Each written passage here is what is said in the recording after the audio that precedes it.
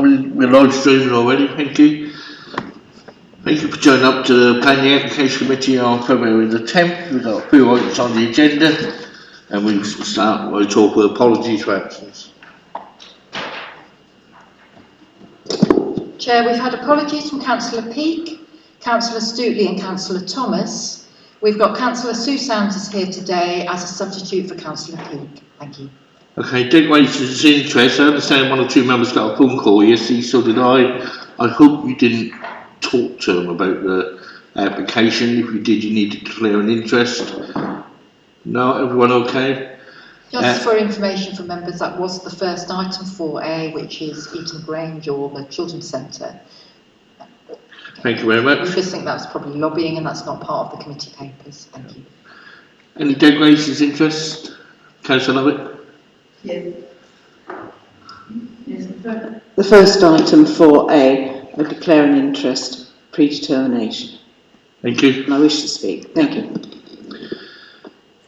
Item 3, minutes of the last meeting. Do we agree to a quick record for people who are here?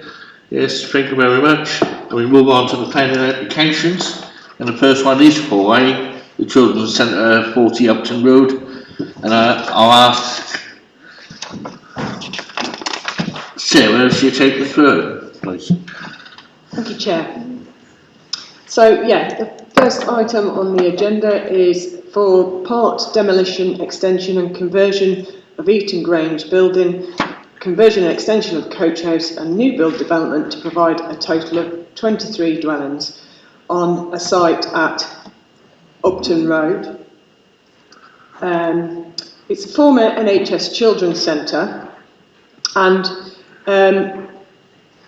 see that, yeah. So the buildings, this shows the buildings on the site. The road across the site to the north is the Untitled Road, and then this here is Upton Road. And you can see at the moment there are two accesses to the site. One where the cursor is there, another one acts as an exit onto Untitled Road. You can see the mixed character of the area. You've got larger detached properties to the north of the Untitled Road, cluster of terraced housing to the east. To the south you've got Uplands Court, which is a mixture of flats and houses, and then to the west is arranged around Coach House Court, is a conversion there to flats and some detached properties. The site is located within the Unthankful Christchurch conservation area, which wraps around the site and puts it inside the conservation area. Here's an aerial of the site.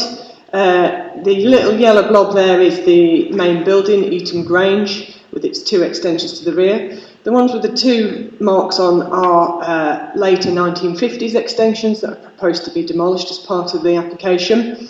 And the red mark is the existing coach house. So that just shows you the sort of character of the area, mixed character of the area, and the verdant character of the area. The building on the application site is a locally listed building. Just a few photographs to give you the context. Here's the principal elevation, the main sort of front elevation which faces onto Upton Road, and the main access point to the site, which is proposed to be widened to 4.5 metres. Swinging round a little bit to the junction with the Unthanked Road, you sort of get a corner view on there. You can just see the current second form of access there onto the Unthanked Road, and the trees around the site.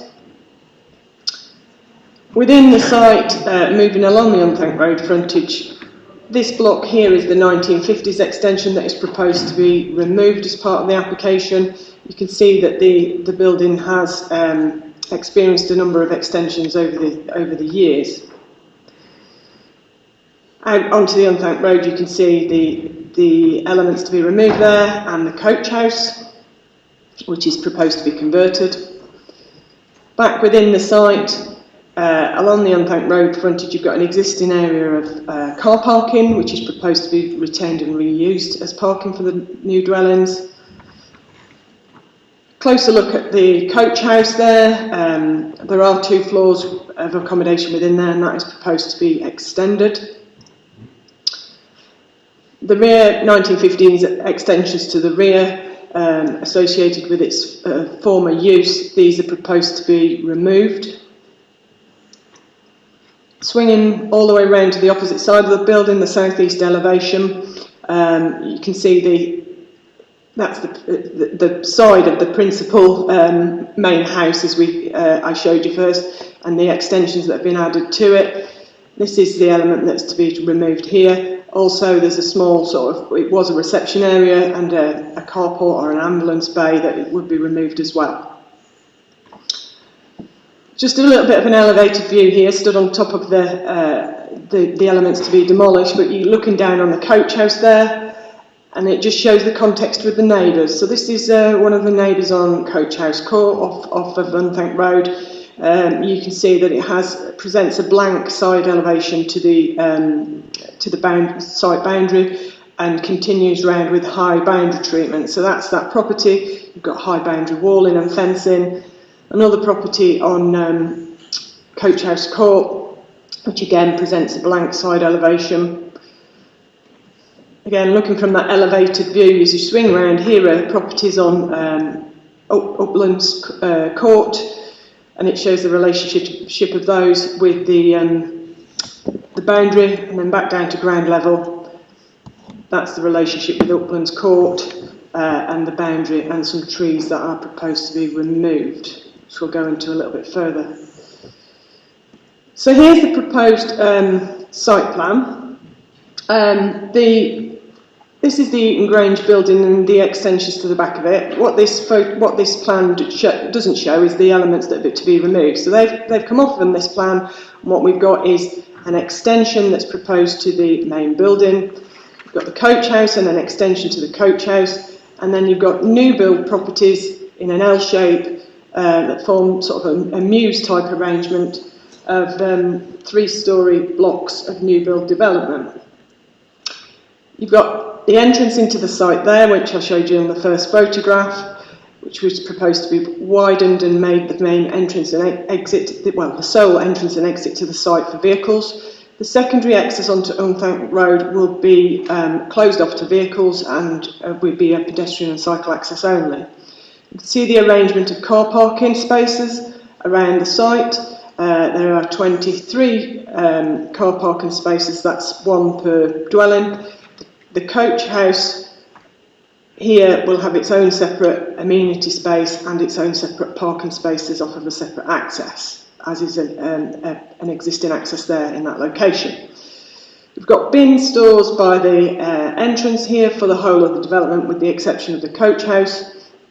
And then you've got landscaped areas, private amenity space for some of the dwellings, and then where you've got flats, there's a communal amenity space, and you've got a landscaped area here between the existing building and the new buildings that will be a butterfly garden. There is the removal of a small number of trees, one up in this location here for arboricultural reasons, and a couple in this area as well. Just moving on to a couple of 3D representations. So this is from the Upton Road frontage. There's your Unthank Road. So there's the Eaton Grange building with the proposed 2-storey extension to that, extension to the coach house, and this is the form that the new build accommodation will take. So it's essentially 3-storey pitched roof buildings, with the exception of a 3-storey flat roof element in the corner. And then just swinging around, looking from sort of the back view of the site, so you've got Eaton Grange there, Upton Road, and then you've got the new build accommodation arranged in a mews type arrangement. You see that the new build is actually set back from the main sort of principal elevation as it faces Upton Road. Just onto just take you through a few elevations here. So this is the main building, the main principal elevation. You can see in the background the sort of previous extensions that the property has had, and this is how shows you the 2-storey extension, which will essentially be to the side of the building. And as you come down the side where I showed you the photograph of those later additions, then this is it'd be a modern take on extension using materials that have come to sort of takes its reference from those on the site, but with modern proportions to the windows, etc. And this is what it will look like round the rear. Once the 1950s extensions have come away, then you reveal this elevation would be revealed, and then you'd have the two-storey extension onto the side there. This is just the ground floor plan of that property. So basically, the main building would be separated into 7 flats, converted into 7 flats. So the extension just allows you to provide more internal space there to make it work out a little bit better. The 7 flats would be a mixture of 1 through 4 bedrooms. This is the coach house. As I said, there's an extension proposed onto the end of the coach house to just provide more room within there. A very contemporary feel to that extension, sort of clad with metal standing seam, and that would be a 4 bedroom dwelling. This is some of the elevations of the new blocks. So as you ran along the back of the site, so you've got, this is the back, so the 3-storey pitched roofs, you've got some solar PV on there, some roof lights. These are 4-bed townhouses arranged across the 3 floors. Then in the corner you get to the flat roof element, which is 2-bed flats. That's just a representation there of the flats in the corner, and as you turn the corner, it continues down the sort of at right angles, again with 3-storey, 4-bed sort of townhouses, terminating in flats at the end, some 1 and 2-bed flats. And then that is how it will look as you face onto the Upton Road.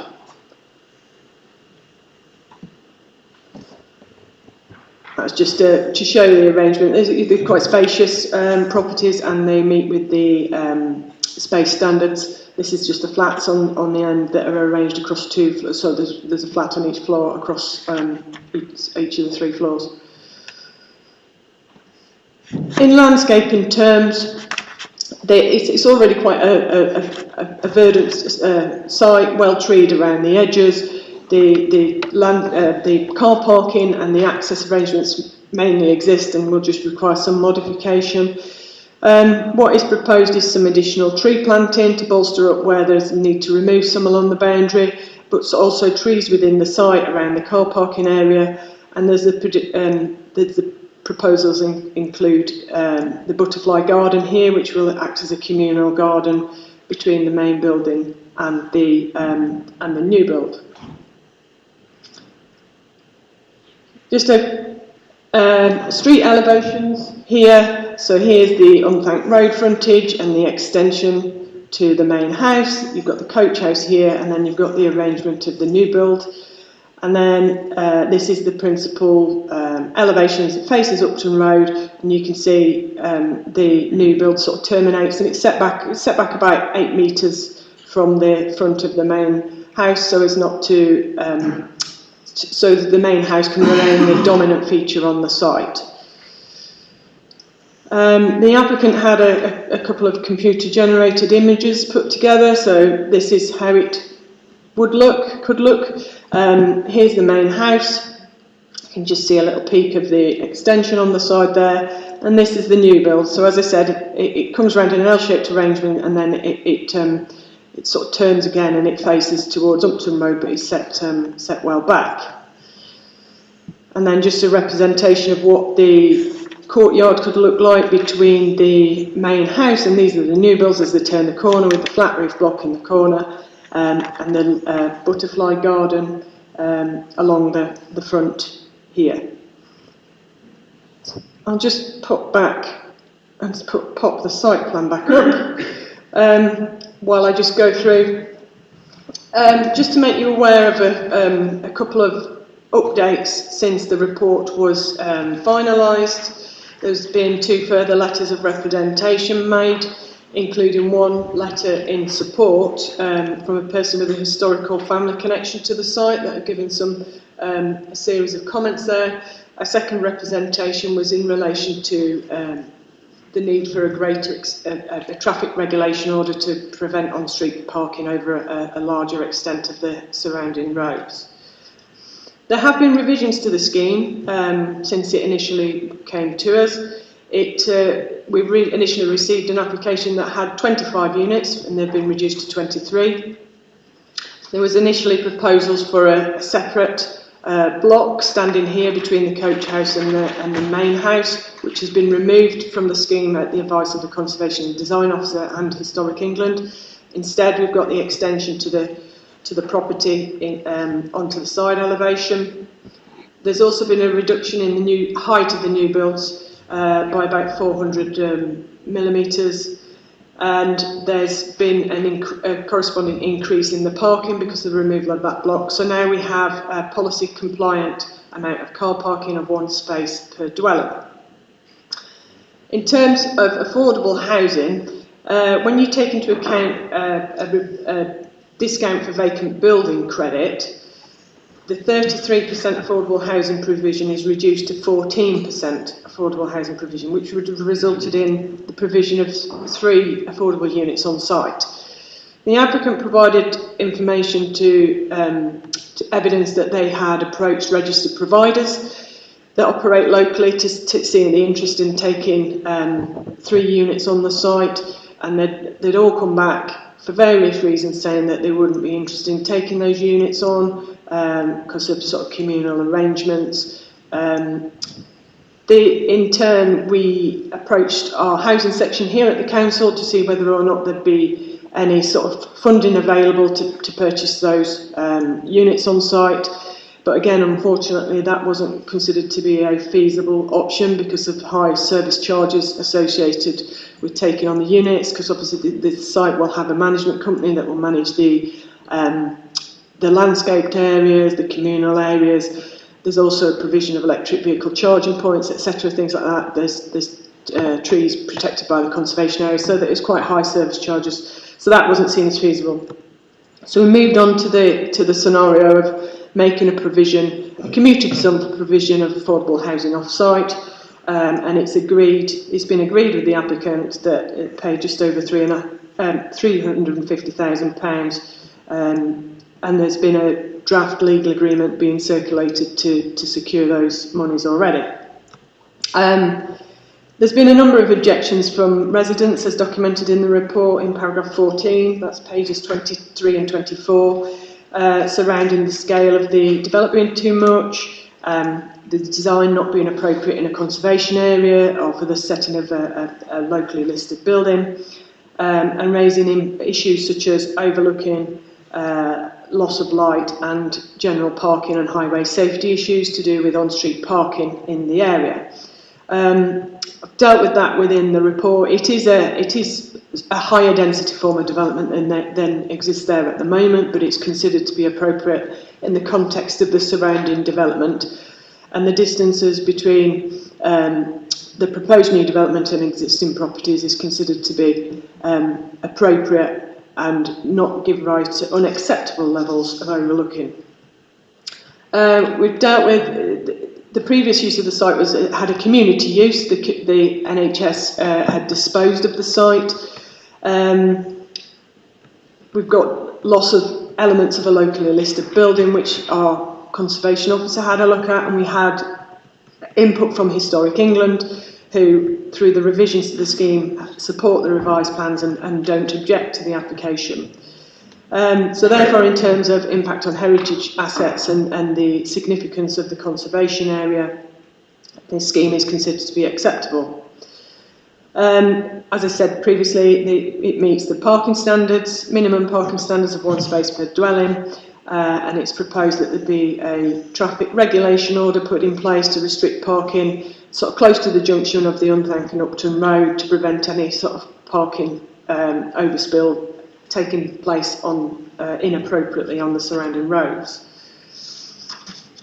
So just to conclude then, the loss of the community use and the loss of the part of the locally listed building is considered by us officers to have been justified.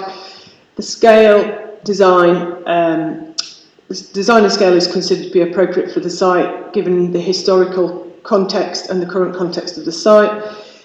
It provides a policy compliant amount of affordable housing, and therefore development on this brownfield site in a sustainable location with the benefits of the provision of additional housing units are considered on balance to outweigh any heritage impacts in terms of impacts on the locally listed building or the conservation area or any amenity impacts. Therefore, the recommendation is to approve the application subject to completion of a Section 106 agreement to secure the affordable housing contribution and to a number of conditions that are listed on pages 45 and 46 of the officer report. Thank you.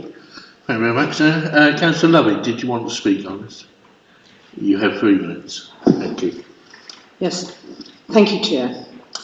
I've been on site at Eaton Grange and met the developers, seeing for myself the inside and its challenges for conversion to residential after many years as an institution. There's been a degree of vandalism to the building. There's been some fly tipping and graffiti, all of which have been dealt with by the developers, for which I'm very grateful. This site, once an NHS children's centre, has been vacant for over 5 years and is ideally suited for residential use. It is in a very sustainable location, given public transport is within 400 metres of the development, with very frequent bus services along Unthank Road and the Newmarket Road. It's also served by local shops and amenities and forms a good addition to this existing community in Eaton. And being ward councillor for the area and living very close by, this is a site that is really very dear to my heart. The proposals will retain the green surroundings and in part screening the new homes from the Unthank and the Upton roads, and also with an additional 16 trees being planted. The electric charging points and the electric infrastructure available for future residents is also very welcome, as is the contribution to the car club and the energy efficient systems of the development. I do very much welcome this development on this brownfield site, having seen the enormous number of new homes being erected in South Norfolk, some of them in a fairly, certainly a less sustainable location. I think it's great that that this brownfield site can be brought back into use with the additional 23 homes that it will deliver, its mix of accommodation, its sustainable location and its contribution to social housing and the green infrastructure.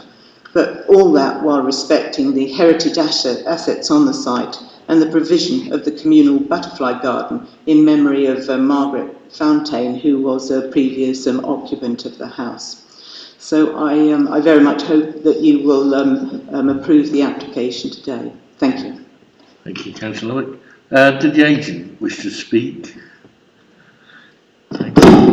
And you have 3 minutes as well. Thank you. I don't think there's very much I need to add really, other than to say we've worked very closely with officers to bring this scheme to committee, and thanks Sarah for her patience while we resolve all the issues relating to this site. It's been quite a tricky site actually to get here to this point, with the multiple constraints of the trees, the heritage, drainage issues, impacts on amenities. We've had to sort of balance all of those issues together, and I hope you'll agree that we've now got a really good scheme here that will bring this vacant building back to life and enhance what is a great local heritage asset in the conservation area.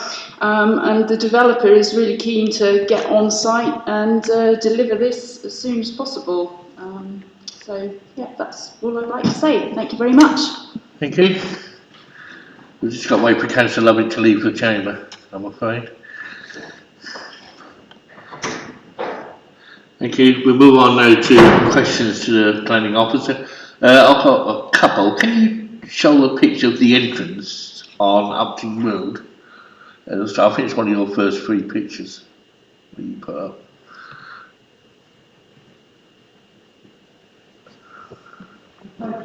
Yeah, no, yeah, the photograph, yeah. Where they're going to widen it.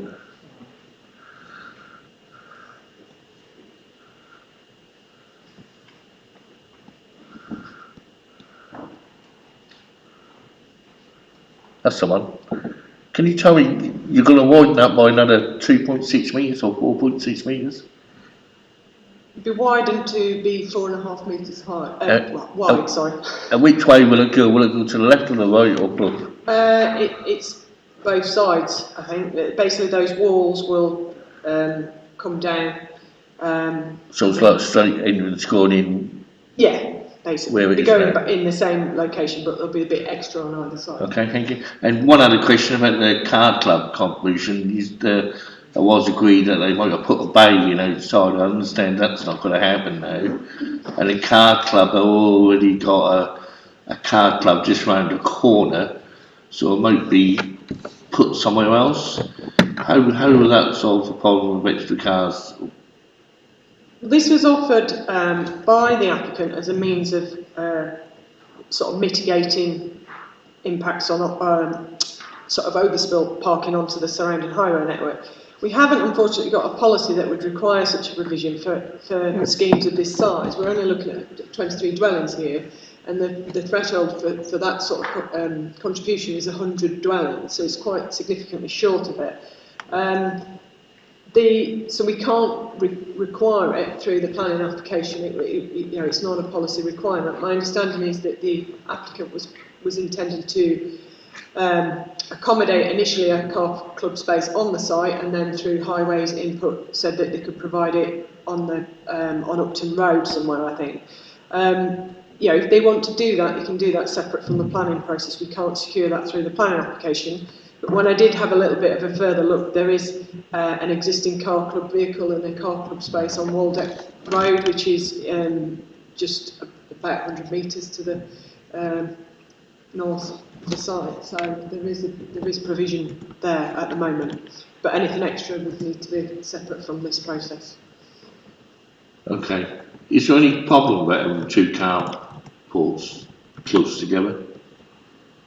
2 car club, it depends on the demand really. You get ones in the city centre where you get 2 spaces that are sort of next to each other. So I think there has been some contact with Norfolk Car Club in order for the applicant to offer that. So it did need to have a discussion, see how best to accommodate it really, and have it, if decided to go forward with that, how conversation with the county council, because it would need a traffic regulation order to put the bay in place on the site, on the road, and that could perhaps be done in conjunction with the traffic regulation order to put yellow line in parking. Okay, anyone else got any questions? Councillor Sands. Mike.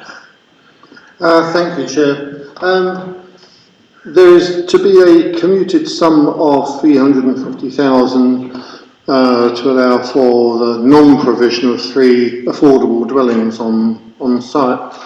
That amounts to around about 116,000 per dwelling. Now, assuming City Council had a site available ready to go for 3 dwellings, could we build 3 homes at 116,000 each, just to see if that's a fair and equitable commutable sum?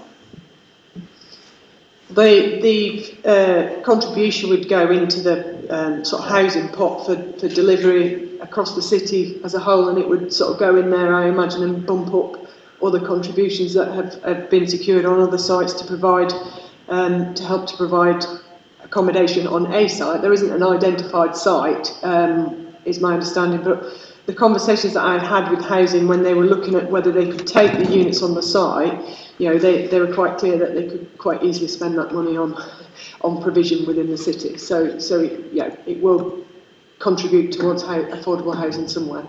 It doesn't really answer my question.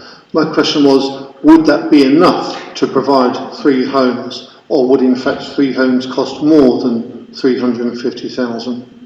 The contribution is worked out from our affordable housing supplementary planning document that supports the affordable housing policy. So it is based, there are figures within there that are based on how much it costs to provide accommodation, whether it be affordable rent or shared ownership dwellings, and that is then index linked from the time that document was put together. So that figure should reflect how much it costs to build those dwellings, yes. Can I just add Don't need to speak on. Thanks. Just to give some comfort, hopefully, I'll just quote a paragraph from the supplementary planning document. It refers to the schedule of payments for calculating off-site commuted sums, which we've used in coming up with the figure. And it says these are set at a level that will enable the City Council to typically deliver a unit equivalent in type to those being provided on the site proposed for development. And as Sarah said, they are based on the BCIS all-in tender price index. They'll be index linked to the BCIS all-in tender price index. So the answer to your question, Councillor Sanders, is yes, they will enable those units to be delivered. Okay, any other questions? Councillor Sayers Sue. Could I please have a look up on the screen? I think it's correct. The courtyard southwest elevation block D and E, the drawings, the ones that are going to be built.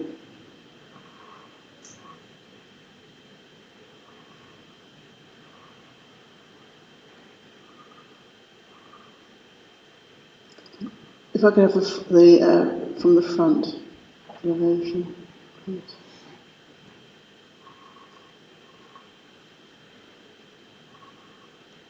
Ah, that one. Thank you. To the right there, on the bottom illustration, am I correct in assuming that flat, well, whatever the dwelling is, has a flat roof? Yeah. This block here, yes, it has a flat Has roof. a flat roof. I guess my question's about fitting in with the historic theme of the building structure. The 50s building, which also had a flat roof, has been removed because it's not considered to be architecturally, well, attractive, I suppose, is one way of putting it. I'm wondering where that flat roof building then fits in with the rest of the buildings, you see my point. It seems to me to be of a different style and doesn't maintain the historic flow that is tying in as a modern version of the older building, the Grange. I just wondered why that building is flat when they're taking away a flat roofed building to replace it with another. I don't think the 50s extension is being removed just because it's flat roof, but that does contribute, I suppose, to the appearance and perhaps the deterioration of that element of the building. I think the flat roof here is used for a couple of reasons. It's a way of turning an awkward corner, sort of, because it's an L-shaped arrangement. So it's a way of turning a corner and giving adequate floor space to be able to. Otherwise, you potentially got an awkward arrangement of a roof there. But also, when you look within the courtyard element, you can maintain, although only a small amount, I must admit, but you maintain a little bit of separation between the two sides of the L shape, if you see what I mean, to try it so that you get it reduces the bulk slightly and provides that separation between the two rows of houses. So, and it's because it's tucked away in the corner. You know, flat roof, we do get flat roof developments. It's not seen as the old sort of felt roof that you had in your flat roof extension in the old days. Flat roof development of a contemporary appearance, it can be considered to be appropriate design. So I think in terms of the design variety and in order to, like say, turn the corner and overcome the problem because of its location, I think the flat roof design is considered acceptable. Yes. Do you have an elevation from Inside the mews, please, Sarah, because the elevation that you're seeing there is the back of that flat roofed element. So it turns the corner. When you're actually inside, you will actually only see a relatively small part of that flat roof building. It's sort of this bit here is from the front, so it does provide. There isn't one that shows the corner other than those computer generated images that showed it sort of right down at ground level, but it's just to provide that break. So it will only be that small sort of pillar there that you see in that courtyard. Thank you, Councillor Bergeron.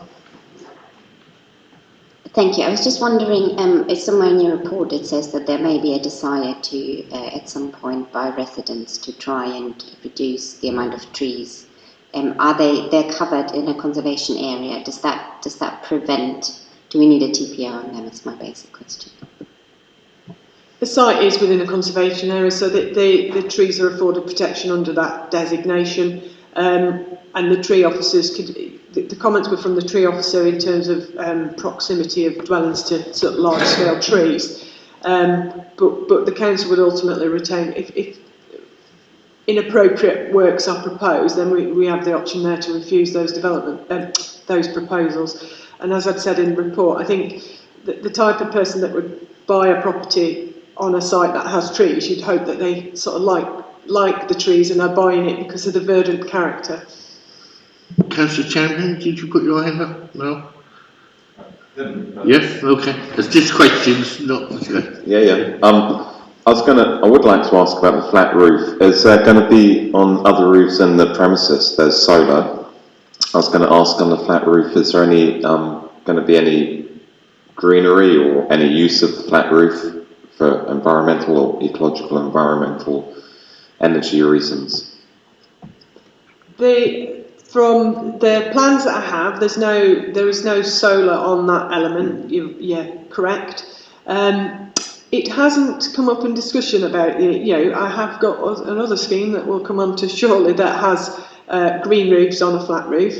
We have got there's a condition in there to secure the detailed landscaping scheme. It's something that we can have a conversation when we're dealing with the discharge of the condition, see if there's means to sort of bolster the landscaping and biodiversity enhancements through flat roof. I don't know if it works with the type of construction that's proposed, but it's certainly something we could have a conversation with. Councillor Maxwell. Again,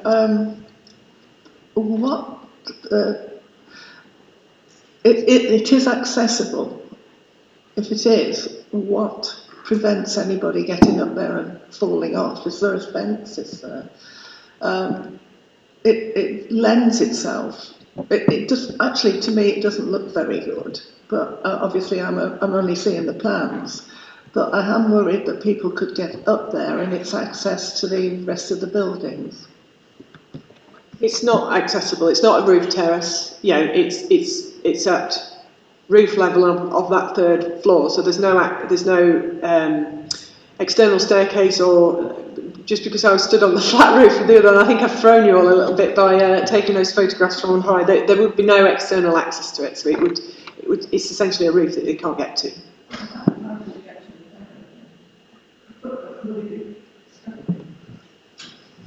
Councillor Graham. Thank you. Two questions left. One is there's a removal of a mature tree for arboricultural reasons, and I'm wondering what that means and if it's justified. And my other question is also about the gate. I'm wondering what the thinking is about widening the gateway, and if you are removing those walls and the hedges behind it, will they be replaced with new hedges or something else? But is it necessary to widen the gate? I'll take it back to front.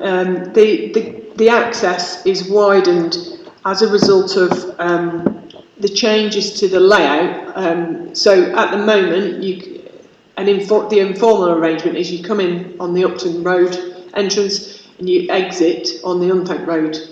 The Untitled Road entrance exit is quite narrow. It's only a single car width, and the visibility can be quite restricted because of parked cars. So it was Highway's suggestion. The initial scheme that came in had that one-way sort of arrangement. Highway's suggestion was could we sort of extinguish the Unthanked Road exit and sort of bring the access in just solely from Upton Road, and that's what's happened. So there are sort of some historical gate pillars, I think it is, on the Unthanked Road frontage, which will be retained, and there'll be a pedestrian cycle entrance. But in order to get the possibility of cars coming in and leaving at the same time from the Upton Road entrance, then that needs to be widened. And those gate pillars and the dwarf wall there is much more modern, and the landscaping scheme condition and materials condition, I think it is, would make provision to deal with how that is treated. Yeah, so we have control over what the appearance of that entrance, and to make it still look nice but just wider. Yes, I think there's just sort of a little bit of planting around it, isn't there? So we keep what we can, and then the landscaping scheme does propose some additional planting around the entrance as well. So it's take a little bit and give back, hopefully. I forget what your first question was. Sorry. Oh, the trees. Sorry, yeah. From memory, there was a detailed arboricultural report carried out.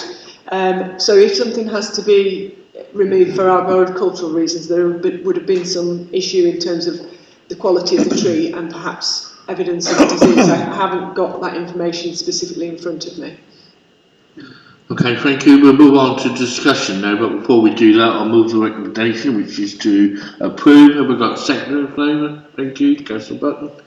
Anyone wish to speak on this subject? Councillor Sayers, Spike? Thank you very much, Chair. I think overall it's a welcome development. Certainly the disappearance of the 1950s extension, I think, is particularly welcome. That looks like it would be better placed in HMP Norwich rather than out on Unthanked Road. So it's nice to sort of see that disappearing. So yeah, I quite like the development overall. I think it's very, very nice. A couple of things I would like to see incorporated, that have not been mentioned, is possibly nesting bricks in the new construction. And given the size, the area is sort of like a mini estate in many ways, so sort of like a country estate in an urban setting. So I'm guessing there's going to be some kind of external lighting, which is typically these days LED. And I do know from my own research and studies that white or blue-white LED lighting is not very conducive to nocturnal wildlife. So I hope the developers consider looking into this and using amber LED lighting, which is far more friendly towards nocturnal animals, whether they're scurrying on the ground, or whether they are bats or owls or other nighttime birds. Thank you. Anyone else wish to speak? Okay, we'll move straight to the vote. All those in favour, please show. That's unanimous. Thank you very much. I'll just go there, Councillor.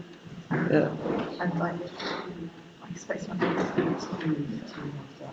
Okay, shall we take a 5-minute break? We've got to get Councillor Love again, we've got to get people out and get people in, and so we'll take a 5-minute break. Sorry about that.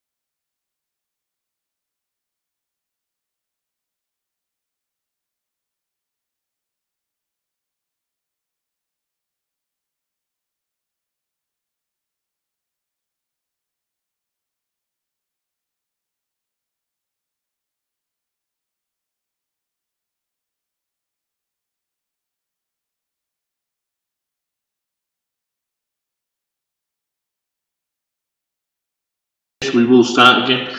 Can I just say at the beginning when I said we had a phone call was with this item, not the first one last night, so just so we can monitor that, that's the same outcome.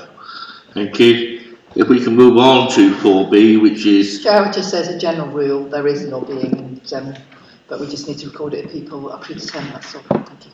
11 Norman Buildings, and I'll ask our planning officer to take us through that again. Sarah, up to you again.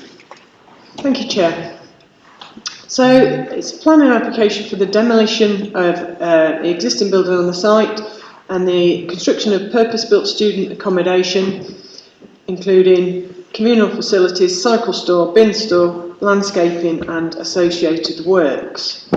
So it's a site at 11 Norman's Buildings, which is just off Ruan Road. So here's the site, it's a small site outlined in red. Here's Ruan Road. This is Norman's Buildings here. And then you have Stepping Lane to the north of the site, dropping down, and then there's a pedestrian access and steps down onto King Street. And then heading, obviously further east, you have the river beyond. So the location plan here shows the context of, we have Ruan House, which you might be familiar with, and we've got St Peter Parliamentegate Church in this location here.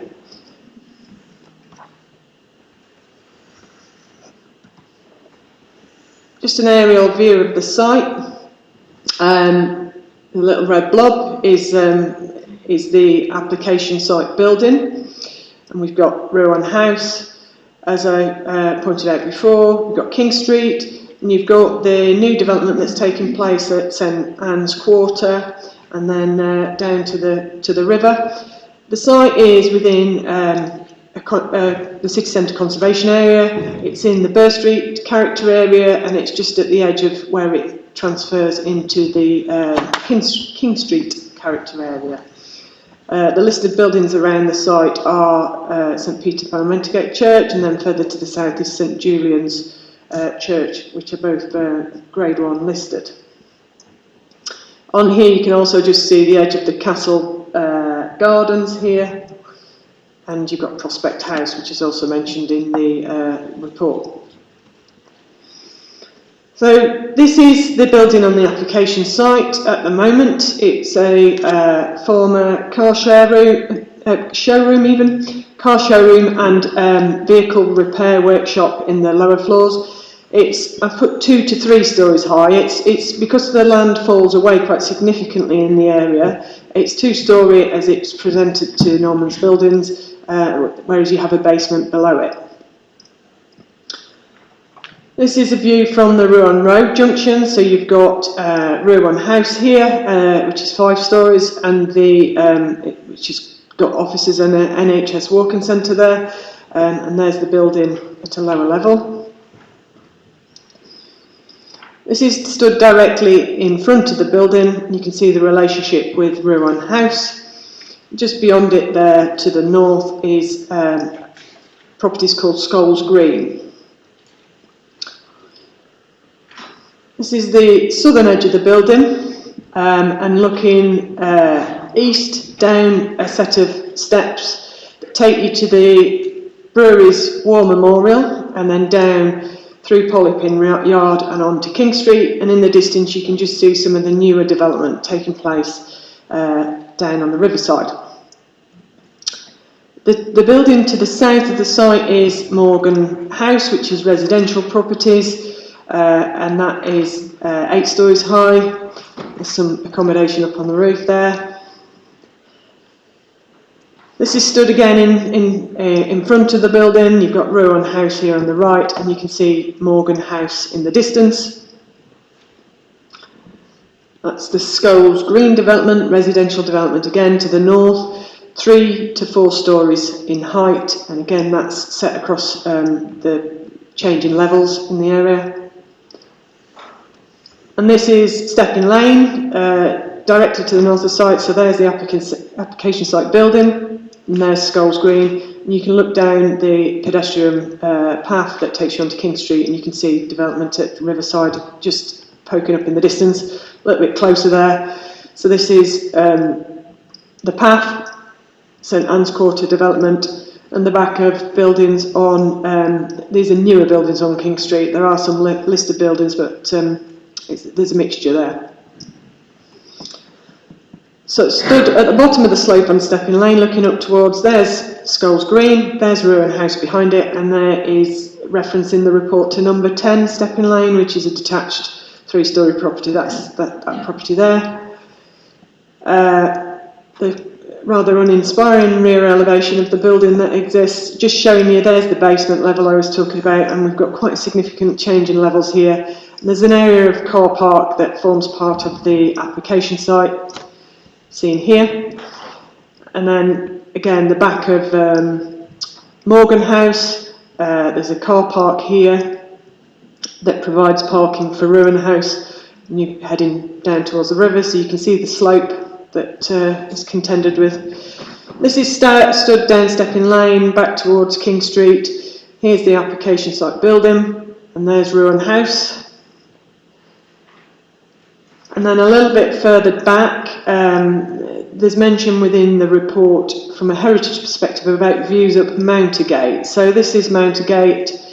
In the foreground here are properties on King Street, including this building on the corner here, which is grade 2-star listed Howard's House. You can see with the antenna on top, Ruin House and the application site building. And that's just a little bit from a distance there, which you probably can't see very much in that context, but that's the view up Mountergate. So here's a site plan for the new development, proposed development. You can see it's a building that will cover the entirety of the site. It's a small site, and it's arranged in blocks of varying scale and massing, which step across and down the site to respond to the slope. So it starts at 9 stories, comes down to 8, then 5, and then down to 3. Probably best seen in looking at the elevation, so I'll go around the points of the compass. So this is north as you face towards the lower development at Skulls Green. So you've got a lower, you've got a 3-storey element stepping up to 5, 8, and then the top storey is recessed back. You can see it in the context of the outline there of Ruin House. This is the east elevation, so the lowest point heading down the slope, so at the back of King Street area. So you can see 3 stories up to 5, and then up to the taller parts. And this is Skulls Green. You've got Ruin House, and then the line there is depicting what the potential that Prospect House, that's further to the west, could go up to that, because there's a development brief that suggests that more height could be accommodated on that site. Here's the south elevation facing towards the larger block at Morgan House, so you can see the outline of Ruin Road, and this is where the greater bulk of the development is, and then in the distance you can see the edge of the L of the building is the 3-storey form of development. And then the west elevation, so this is what will face towards Ruin House. So there's the outline of Skulls Green, and there's the outline of Morgan House. A couple of sections to show how that is arranged across the site. So here's cut through the lower level elevations of the building. So here's Ruin House, and here's the sort of 5 and then 3-storey development. You can see how it's sort of cut into the slope, a bit like the building that's there is at the moment. And the very lower basement of this 3-storey wing is a plant room, whereas the lower levels, which I'll show you in a little bit more detail in a minute, is communal space, and then you've got studios above. And this is a section through the taller part of the building. So again, there's the communal space. You've got and then you've got the studio accommodation above. And it just shows how it's cut into the slope. Having a look at a few of the floor plans. This is the lower ground floor level. So you would come in at this point. You're below ground level on Norman's buildings. So this is all below ground. You come into the building from Stepping Lane. there's accommodation for cycle store and bin store, and then communal areas here there's a games room, a lounge, sort of larger entertaining kitchen, video games room, meeting rooms, a gym. So all things that are set into the slope, let's say, and then you start to have studio accommodation here, a few studios on this floor.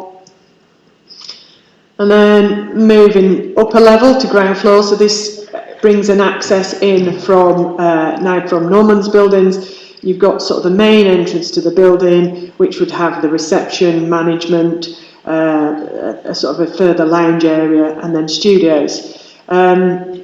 Access via stairwells and a lift to the upper floors, and then as you move up the floors, so the first floor is entirely studios, and then as you get up to the fourth floor, you lose the accommodation in the lower blocks, and it becomes concentrated into sort of higher block elements, and then you get up to the point where from the 7th floor upwards you're down to this amount of accommodation, all studios. A couple of photographs here just to so go on to what it will look like. We've got 141 studios are proposed. They're all proposed for, well, the market it's aimed at is overseas and postgraduate students. What it's going to look like is, this is the road view that I showed you a short time ago.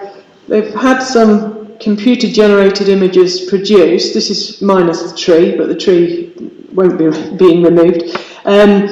We've had some revisions to the scheme, so the fact that there's two here shows a slight change in the revisions to the scheme, which I'll mention shortly. But here is the first version of the scheme, and this is the version we're looking at now, which is slightly reduced bulk, slightly reduced height. So this is what it would look like in the context of, we've got Ruin House there. The new purpose-built student accommodation, you can just see the edge of Morgan House. That's the same view with the tree back in view. And there's a real-life photograph taken just the other day. There's Ruin House, there's Skulls Green, and there's the application site building. Here's Morgan House. So I'm stood further down Ruin Road. So this will be replaced. You'll get the new block of development in this area.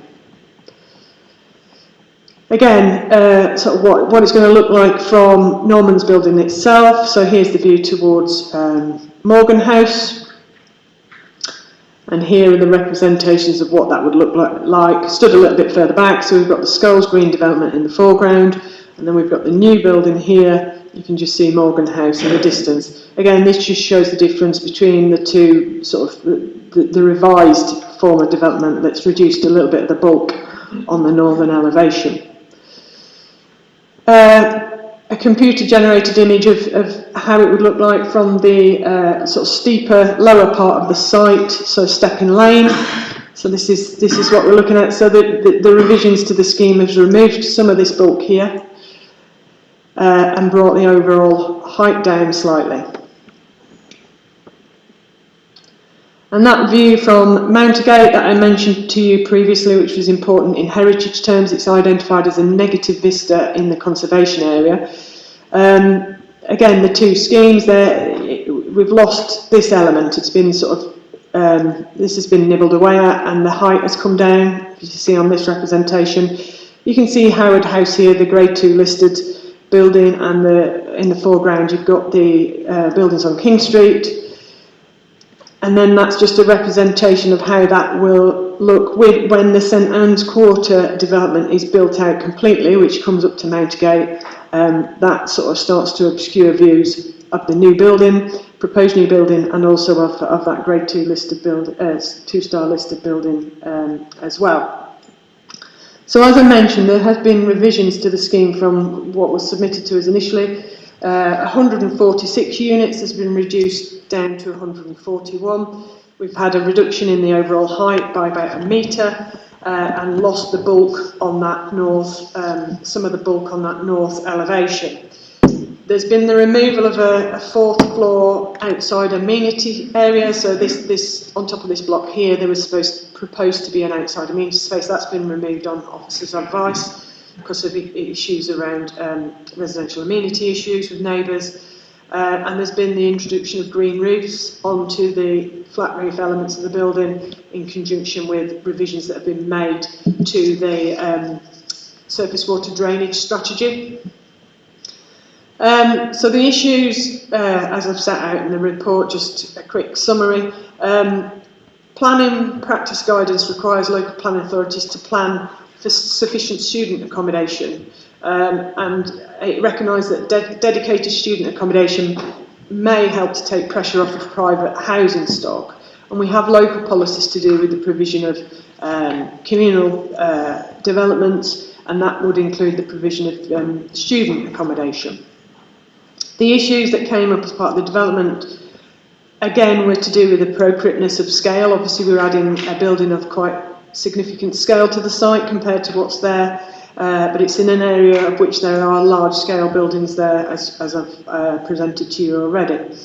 And how that scale is impacts on the conservation area that the property stands within, and on any list of buildings that are located on King Street.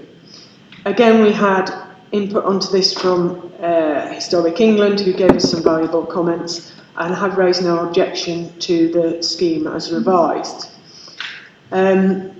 Amenity considerations, there's been a number of objections, as you see in the report, paragraph 20, from residents concerned with the scale and the design, creating issues to do with concerning overlooking, noise and disturbance, and the additional matter that has been raised more recently of fire safety, which sort of brings me on to what I should have mentioned early on really, was the update report includes, we had a representation yesterday from a third party raising issues around fire safety and high-rise residential development.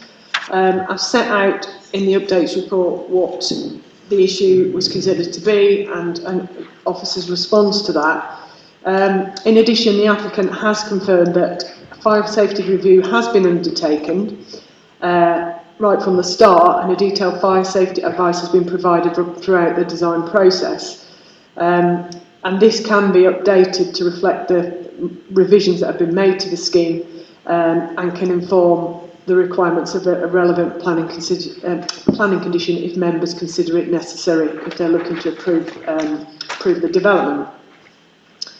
In amenity terms, we've looked at impacts on neighbouring residents. It's obviously very close, a very dense knit area of the city, and neighbours are in close proximity. The applicant had a daylight sunlight study carried out, and we looked at the impacts and the distances between neighbouring properties, but considered that it will not have unacceptable levels of impacts on those neighbouring properties. One of the issues that neighbours have raised was noise from the use of the site for student accommodation. It's confirmed that this will be managed accommodation. It's managed 24 hours a day through an on-site management team during office hours.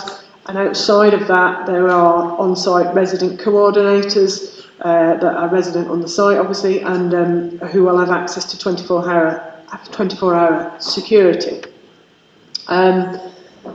The proposals also, it's a small site with a large building. There's not much opportunity there for landscaping, but there's a landscaping scheme to sort of provide some benefits around the edges of the site, and there's also proposals for some biodiversity enhancements through the green roof provision, but also there's inclusion of some swift boxes within there as well. So just to conclude, we've got a brownfield site again in a very sustainable location in the city centre. It's considered that the use, the design and the scale of the build is appropriate for the site in the context of the area. It's a car-free development. There's no parking on site. There's a significant amount of cycle parking in the basement. The main sort of pressure points would be the beginning and end of term, and this is when students are arriving and departing, and this would look to be managed through there's a site management strategy and a travel plan that would look to manage that through allocating slots, for example. There's a couple of small-scale highway improvements proposed that would introduce a cycle channel down those steps towards King Street from Stepping Lane, and to do with some reintroducing some curbing around the site. As I said previously, the supply of purpose-built student accommodation meets a need that's understood to be there and is considered to relieve pressure on family housing in areas of the city where we have a large amount of houses in multiple occupation. So on balance, the sort of less than substantial harm that has been reported in heritage terms in terms of the impact on the conservation area, the benefits are considered to outweigh these identified small amounts of harm and any amenity impacts, and the recommendation is to approve the application subject to a number of conditions that are on page 82 of your report, plus an additional condition relating to the provision of a fire statement as was set out in the updates report. Thank you. Thank you. We've got a couple of speakers. Gary Thompson, and you have 3 minutes. Thank you.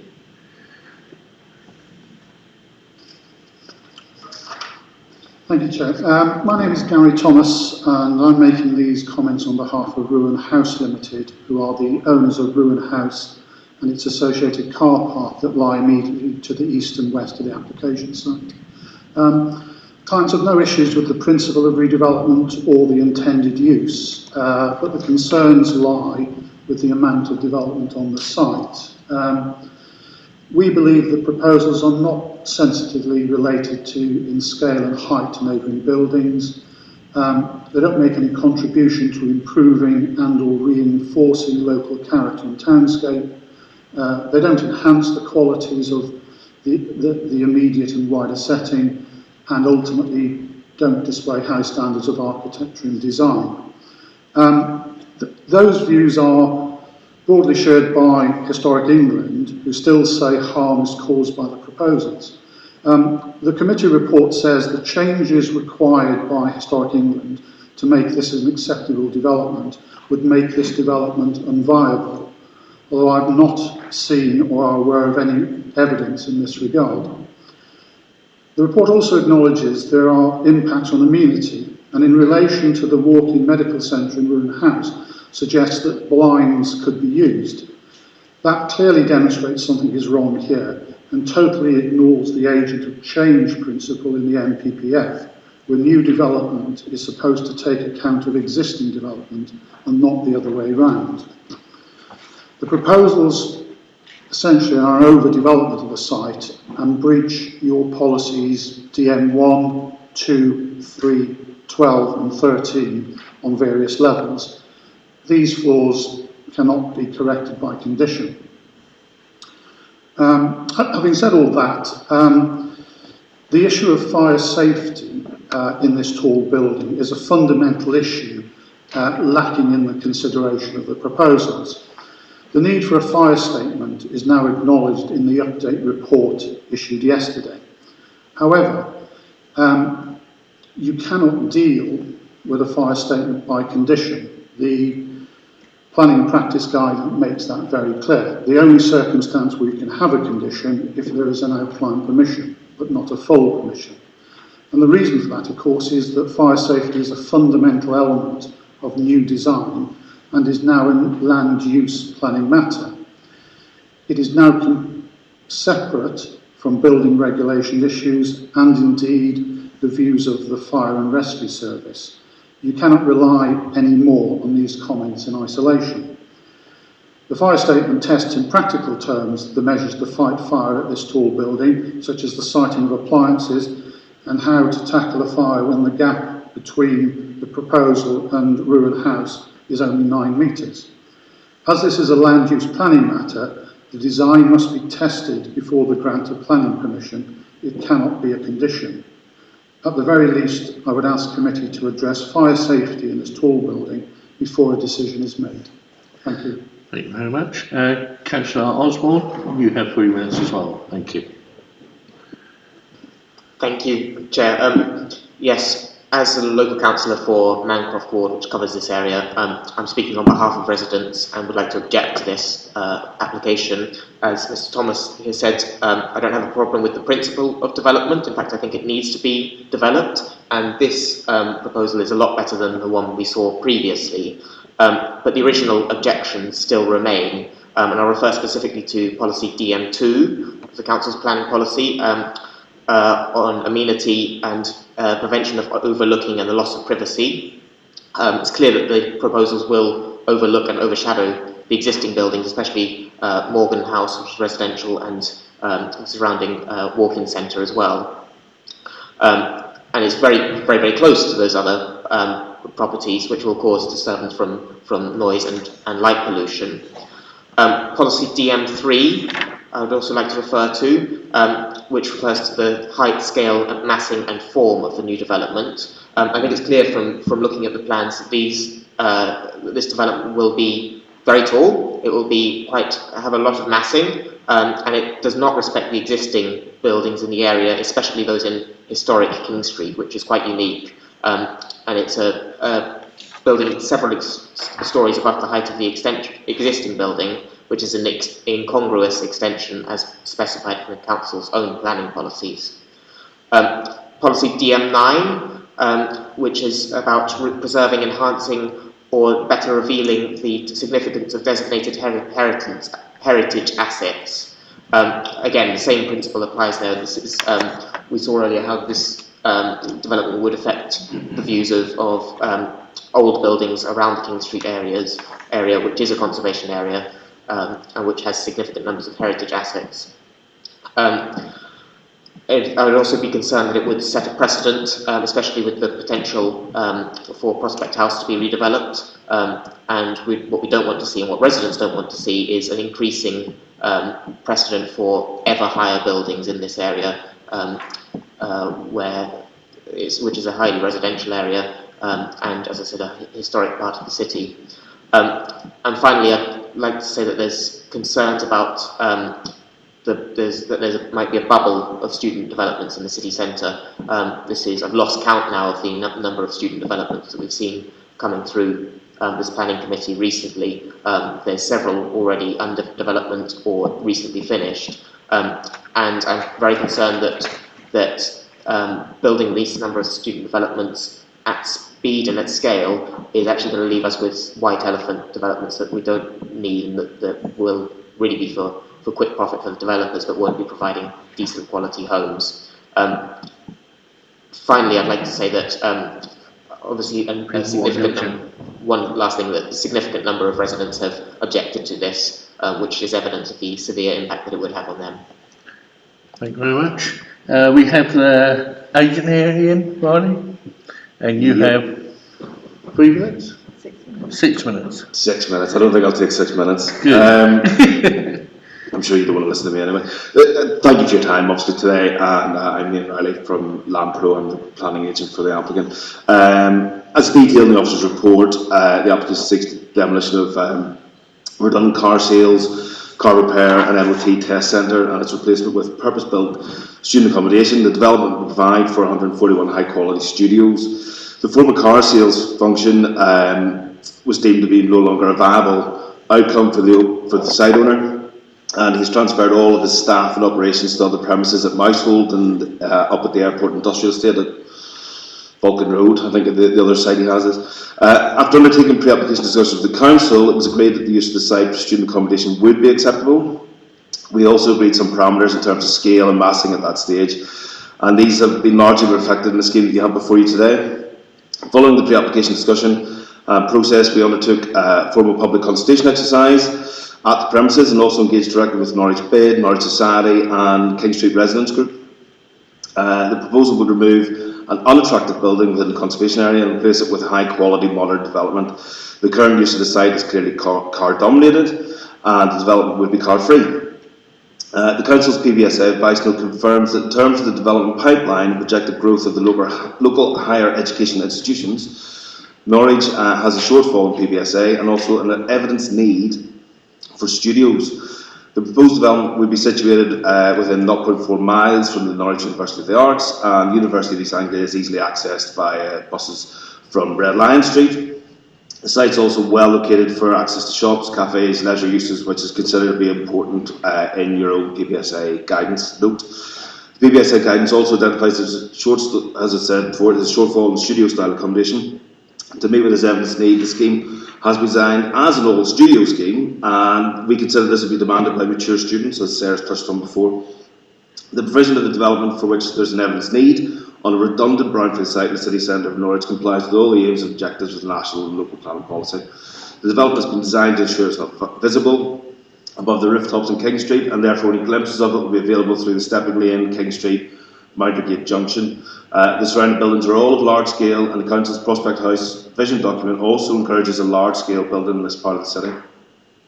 Those will see a high quality development erected and place the building which has been identified by the Council as unattractive.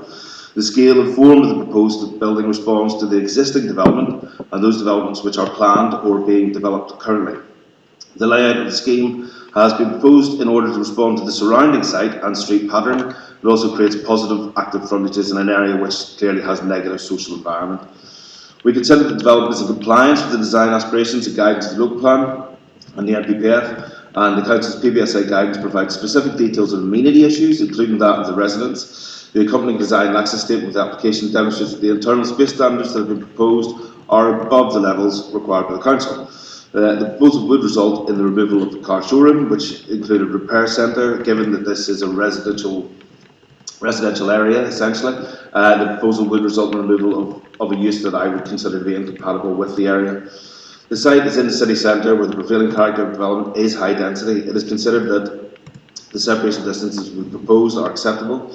Measures have been incorporated in the design to minimise the impact on the surrounding buildings, which would be of smaller scale, which include stepping down an east section along Stepping Lane and the setback on the top floor. Cross Lane's proven track record of delivery helps to ensure that the management of the proposed development will be undertaken to an appropriate standard and provide students with excellent on-site facilities. The application has also been submitted with a daylight sunlight assessment, which concludes that the impacts will be completely acceptable, which is a matter your officers have also agreed with. We've worked with officers and consultees to resolve technical matters associated with drainage and flood risk, and have agreed specific assurances regarding fire risk and strategy. And I can confirm the development was brought forward in conjunction with a fire consultant on board from the very start. We have provided Sarah with a report that is related to the development. This has been designed to be built out. We have the right advice being put into this development. The scheme has also been designed to exceed the 10% energy target from the JCS. The development is not subject to any objections from consultees, and the design has been commended by the Norwich Society. The development is considered in its use, scale, form and appearance to be completely appropriate for the application site. The development will ensure that the positive reuse of the brownfield site is secured, and this would meet with a need that the Council have evidenced. The scheme will be developed and managed by an experienced PBSA operator. They have been instrumental in designing the scheme and ensuring that the accommodation will provide for a high quality addition to the stock of the city. The applicant has also committed to ongoing engagement with relevant stakeholders. The scheme is reflective of the pre-application submission made to the Council, which was considered positively, and we also believe that the development complies with the aims and objectives of all national and local planning policies, and as such we would hope it would be approved to allow for delivery in 2024. Thank you. Thank you very much. So, do you want to come back on any queries or questions asked? I imagine it will come up in questions, really. Okay, but I don't know if you wanted more clarification or whether I can provide any more clarification on the issue of the fire statement. Just really it isn't a requirement of the development. I'd set out in the updates report that it came in August 2021, and we already had the application in. We'd had it in for about 3 months at that point, and it was clear. The government guidance was clear that you don't apply it in retrospect. So the suggestion that we could secure those details if members consider necessary by condition isn't saying well, we needed one, but we can deal with it by condition. It's saying if you need that additional comfort, then that could be, those details could be provided through planning condition. Yep. Just to amplify what Sarah's just said, and just to come back on some of the points that were made in the speaker's presentation. The requirement to submit a fire statement, as Sarah's already said, came in after this application was submitted and we started considering it. It doesn't mean, even if we had a fire statement with the application, it doesn't mean that consideration of fire safety is solely a land use planning matter, because, and I've got the planning practice guidance document open here on my laptop. It says the fire safety matters contained in a fire statement are relevant only to the extent they are relevant to land use planning. The level of detail and focus of information should not contain the breadth and depth of information on fire safety which will be submitted at building control application stage.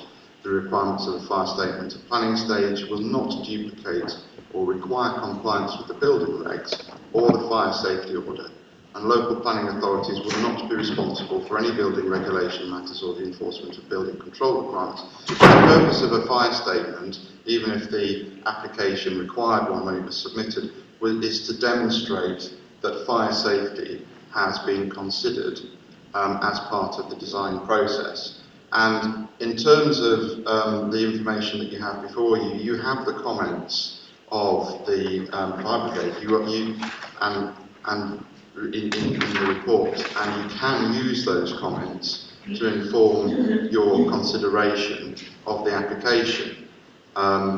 You should not set aside those comments as it may have been suggested in some of the comments made by the speaker, and they are still relevant to your consideration. The fire brigade raised no objection to this particular proposal. They have said that it must comply with the building regs, which it must. We're suggesting to you that the condition can secure the details, for example, the cladding, the arrangements for evacuated residents, and the information that will be required to be held by the building operator and then passed on to the fire brigade. For example, the details of dry riser inlets where firefighters can muster and access the building and details like that. They can be secured by condition. I can't find anything in the planning practice guidance that says that you can't do that. What it does say is that for applications for outline planning permission, you don't have to submit a fire statement, because some of the issues are basically kind of covered with reserved matters. So that's what it says about the exceptions for outline planning permission. So I can't find anything in the planning practice guidance that says that you can't adopt the process that we're suggesting to you. And I'm confident that you can make a decision on this particular application in terms of fire safety with the information that's before you and with the condition that we're suggesting to you. Thank you. Thank you. Councillor Maxwell first. Thank you, Chair. I'm going along the same lines here. My question is, has consideration been given to, in the case of any emergency, not just a fire one, if you look at the main plan, can you put that one up for me? It's the plan. Yeah. I'm looking at Stepping Lane. I live quite near to this development, so I had a walk round and had a look. It's a very, very, very narrow lane, Stepping Lane, and should there be an emergency of any kind, there would be a lot of people using that. I also went into Raven Yard because they've got a gate there, but that gate is locked because it belongs to the bear. And I'd be very worried about any incident happening where a number of people would be trying to get down that road to get out of the way of anything that might happen, not just a fire, something else might happen. The other thing is the amount of just answer questions, Admiral. Yeah, so I'm asking you, have you given consideration that is going to cause a lot of difficulty in an emergency. And secondly, the noise level from this, for people going down to Stepping Lane to get onto King Street, where you get to the nighttime economy, has consideration been given to what effect that's going to have the local residents? I've looked through the questions and I can't see them. Chair, can I just be helpful here? The issue, I think we need to discuss or members need to discuss the issue about the fire safety first, and there's probably other members who've got some questions on that. Should I suggest that? Yeah. General questions. Yeah. Sarah, did you want to come back? In terms of, I suppose what you're saying is access to the site by emergency services. But it's a site that has 2 road frontages. So you come in on Norman's building and you head down Stepping Lane. You've got permeability. If you talk about evacuating the site as well, you've got permeability through the area, through paths down onto King Street. There's another path to the south that takes you down into a yard onto King Street. Norman's buildings then becomes a path through the churchyard. It's not that you would be, I suppose, asking people to congregate in a particular confined area. You can disperse from that site quite easily on foot, in particular. And the road is currently used to service the buildings that are around it, and including large-scale buildings such as Ruan House. In terms of the second question, in terms of the use of the paths, let's say, increased usage, I've touched upon that in my report. That was raised by one of the residents, I think, in terms of the additional noise of people sort of circulating in the area. Well, I think it's a relatively quiet area of the city, I imagine, at certain times of the day. But whether that, and it can work the other way, can't it, in terms of if you're trying to sort of cross from one part of the city, perhaps the Ruan Road area, down to King Street, you might be deterred from using some of these paths at the moment if they're not very well used. It's better to have people out and about to give you a bit more sort of security in numbers, rather than heading down these alleyways when it's less used. So I think introducing such people to the area, students to the area, who would need to then disperse from the site to access various facilities that the city has to offer.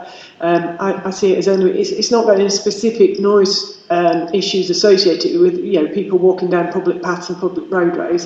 It's not something that we can consider through a noise assessment.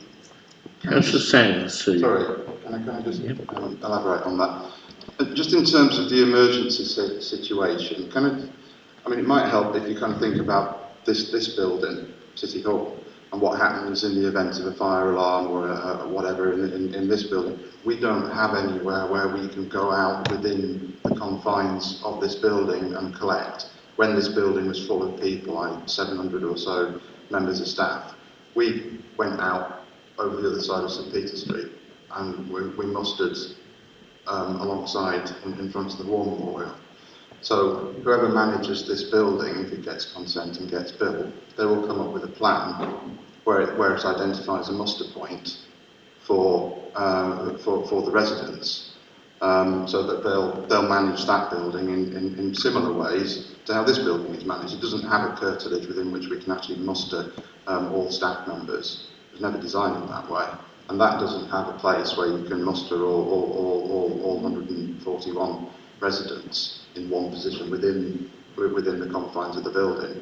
You'd have to get them out onto an identified space in the surrounding area, and there are spaces available in the surrounding area on public highway, by which I don't mean in the road, obviously. I mean which are publicly accessible.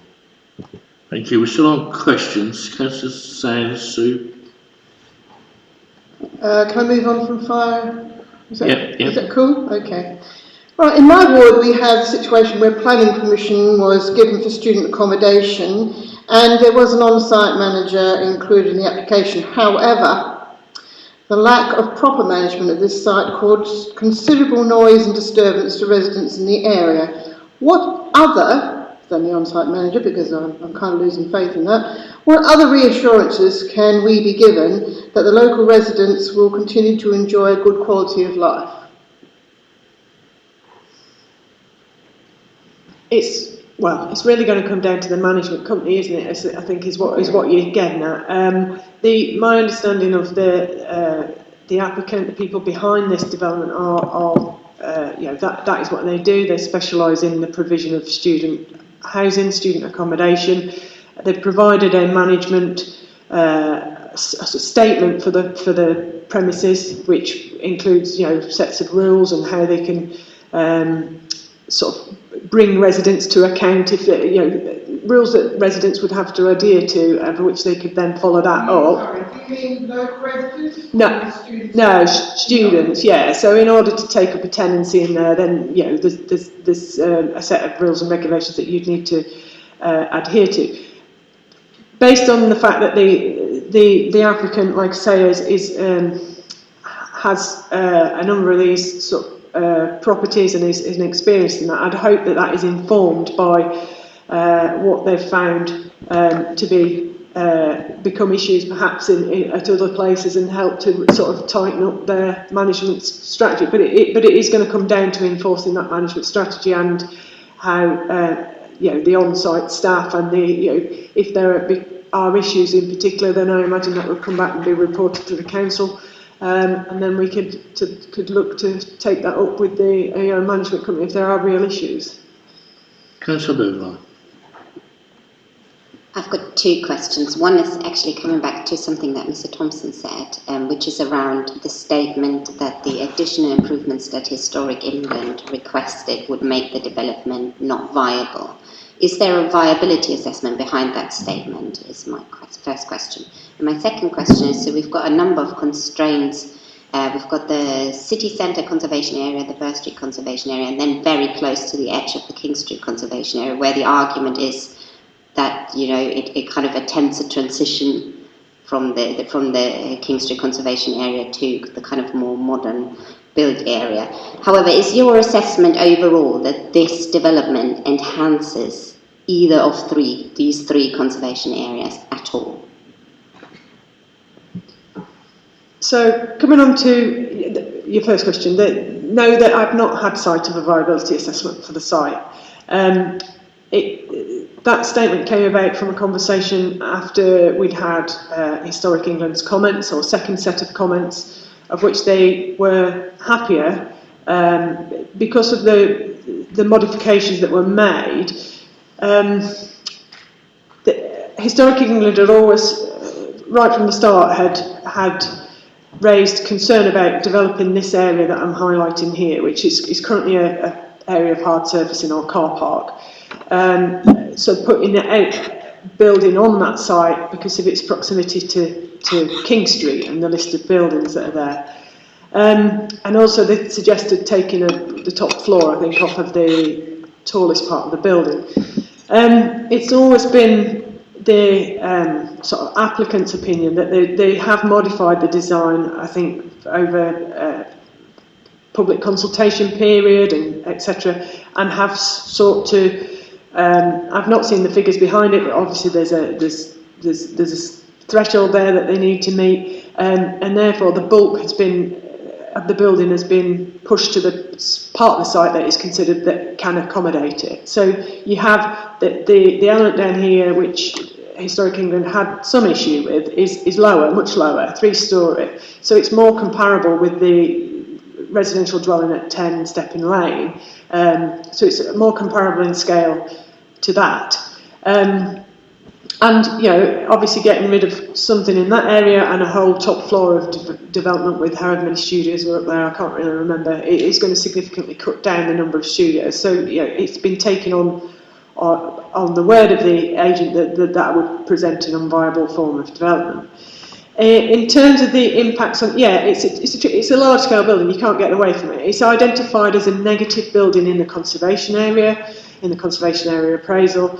The building that's there isn't, an architectural gem, but then you have to consider what's being put back, you know, and the scale is something that we've given some serious consideration to. It's I think in the you know, because of this, like I say, transitional area, you have large scale buildings there. Admittedly, it is larger in scale again, but the bulk of it has been kept away from the more sensitive parts of King Street, basically, and it's not all listed buildings along King Street. There is modern development there, and there is development of a bit more scale, and also seen in the context of what happens the other side of King Street, where you've got the new development taking place on the St Anne's Quarter.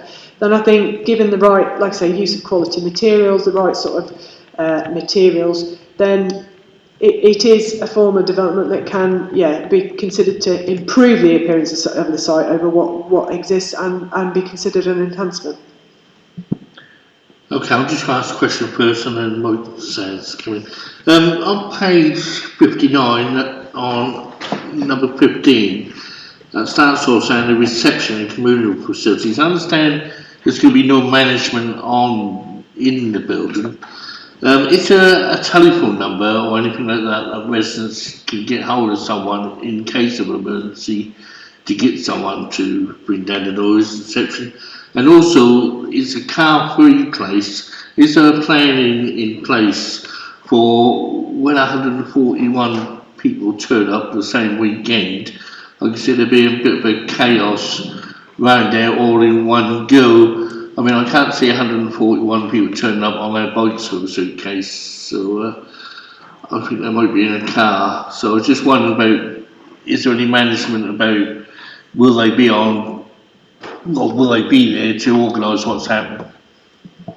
So, in terms of your first question, through the management plan, the management strategy, outside hours when there's not somebody sitting at an office or a desk in the reception area there, an office there, then it's use of these what are called resident coordinators. I asked what that involved, and it is somebody.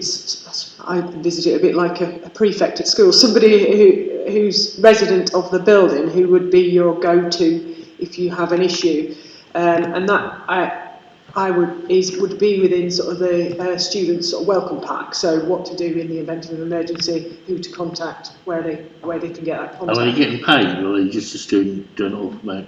Yeah, I think I'm having a head nodded there. I think it's probably a paid role there, but they'll have responsibilities for back to the management company. The second question about what happens when students turn up at the start of term, again, that's a combination of the management strategy, and also there's a requirement for a travel plan. So Highways have identified this. They don't identify it as a problem. It's something that comes up on other purpose-built student accommodation that we have.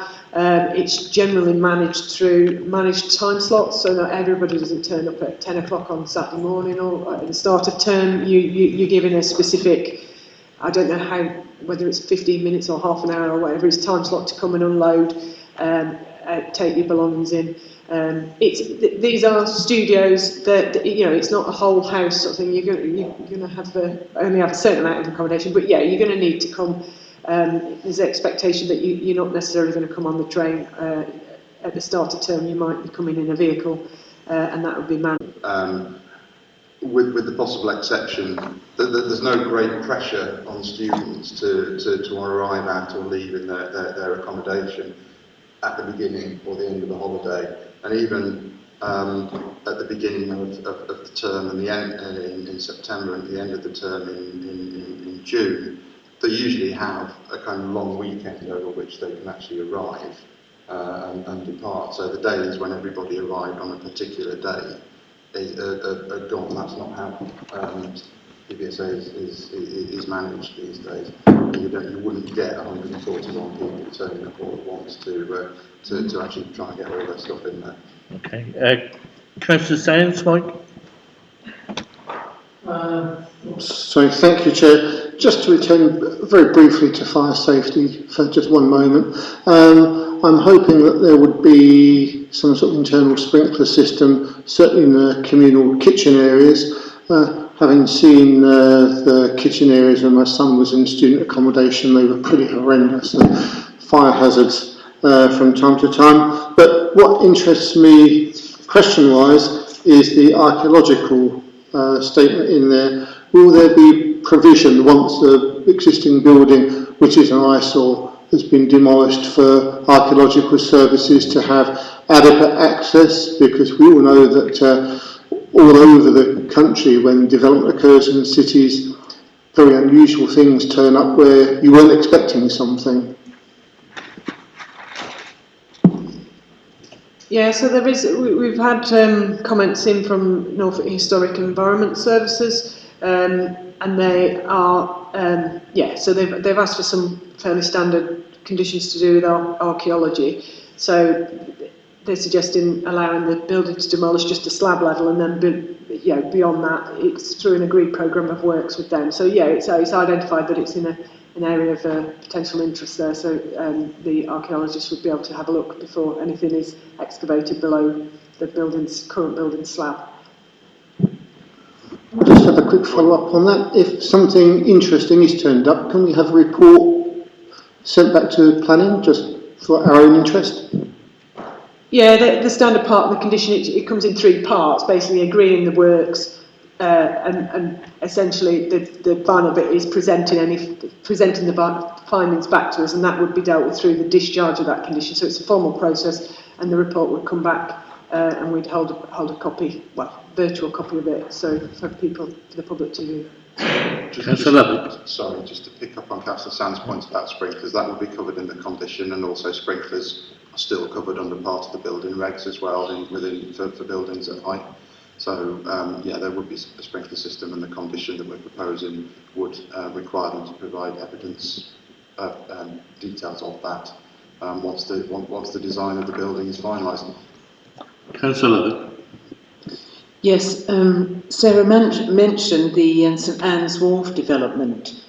Do you know offhand the height of those buildings, and especially those close to Rouen Road? Not Rouen Road, King Street. Not offhand, but that representation that the CGI with the bits shown here is a representation as it will be as it comes up to Mountergate. My understanding is that development sort of does, I think it does tear down towards King Street in height, and you get up to what's being built there at the moment, which is back down towards the riverside, is sort of the higher parts of that development. Just come back, the point of my question was that if we are building, I don't know, possibly 10, 11-storey high buildings towards the river, and at that fairly, it is very dense, it's a similar distance from King Street, perhaps at the river's edge, as this is from King Street, going up the hill, just as a comparison really, and the fact that we do now recommend high density in city centres where all the facilities and amenities are. Okay, we'll move on to your question, Adam. Councillor Giles. Thanks, Chair. I was just going to say to Sarah, I mean, if given that these are going to be mainly marketed at overseas students, in terms of the travel plan when they turn up at the start of the year, most of them are going to be coming in from taxis in the airport rather than their parents' cars. And obviously, flights come into Norwich Airport when they come in. You can't stagger them like you would with home students. And I wonder, is there a sufficient plan for a large number of taxis coming at any one time? If a lot of this PBSA, the students from Hong Kong, they fly from Hong Kong to Schiphol and then they take the connecting flight to Norwich. If there's 60 taxis all arriving at once, all coming from Norwich Airport to the accommodation, is there a plan for that? Not specifically no, but I think it'd probably be unlikely that sort of all of the seats on the plane would be sort of taken by people going to this one particular purpose-built student accommodation in Norwich. But if in the event that a fleet of taxis turned up all at once, then it would be need to be managed on the surrounding highway network as it is now, in terms of people. In order to get out of your taxi with your couple of bags, you're only going to be able to carry what you can carry on a plane and what the luggage allowance is. So it's relatively a very short stay, I'd say, in that case, of how long it takes you to get out of a taxi and into the building. So I think I don't see that as being problematic now, particularly. Councillor Champion.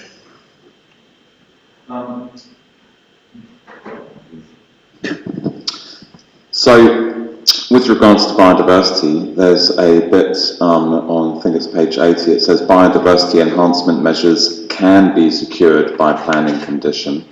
This is from regard to swift boxes, I believe, primarily, and planting on the premises. If it can be, will it be secured by planning condition? Can we ensure that is? Yeah, good question. Yeah, that probably should read will rather than can, but yes, it's a commitment to provide the identified measures and that will be secured by the condition.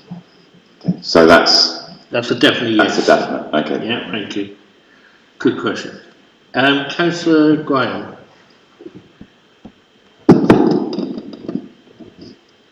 Thank you. I have a question about light in the low-level studios, also about access, but my main concern is about viability. So I'll draw your attention to paragraph 61 on page 69,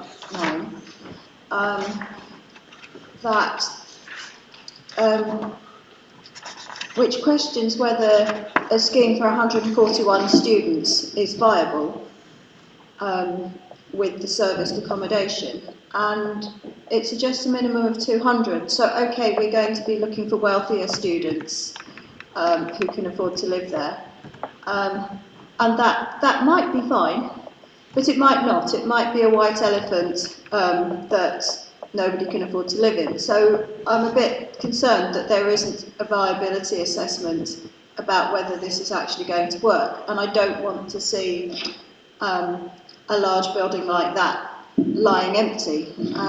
So I'd like some reassurance on that point. And one more, and that's there's 54 bikes for 101 homes in a car-free development. Is that enough? The question about that paragraph 61, the 200 to 400 bed space target is, viability is also considered in terms of the management side of things. Is it viable to manage a small, to put in management arrangements for a small number of properties, is where that's also coming from. And because it was lower than the 200, and that's a rule of thumb, as far as I'm aware. I did go back to the agent and put that to them, and like I say, the responses as I put in the report there, that they consider it's a viable option. Otherwise they wouldn't be putting in for it. Sorry, can I come back on that? They're not required to demonstrate viability.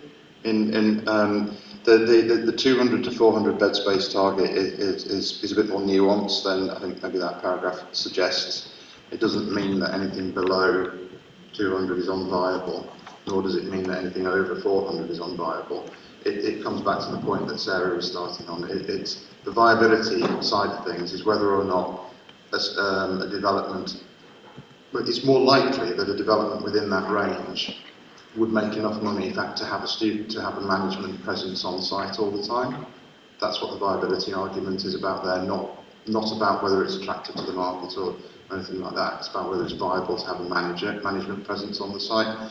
And because of the market that they're aiming these studios at, which is towards the higher end, as already mentioned, towards the kind of and postgrads and overseas students, the developer is confident that their product will be attractive financially.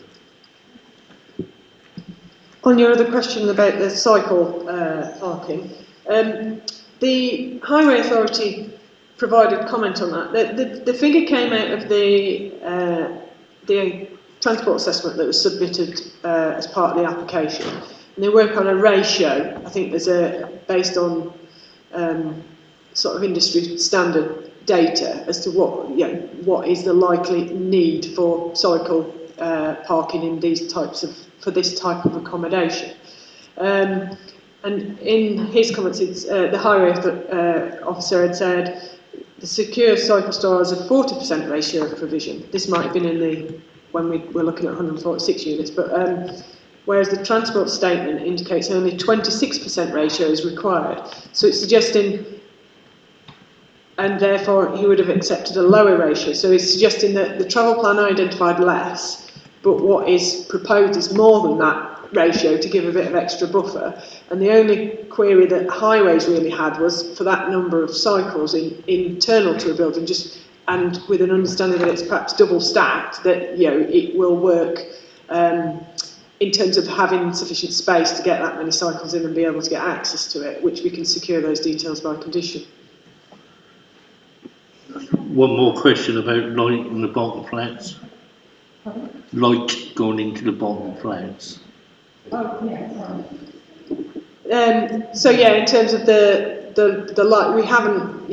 There wasn't a light assessment. The daylight sunlight study was to do with impacts of the proposed development on existing residents around there, rather than looking at the light coming into it. But it would need to meet standards. So you're talking about the everyone road frontage, are you in particular, or just to?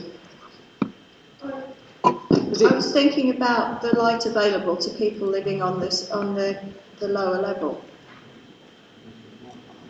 And I have another question about cycling that I'd like to come back to.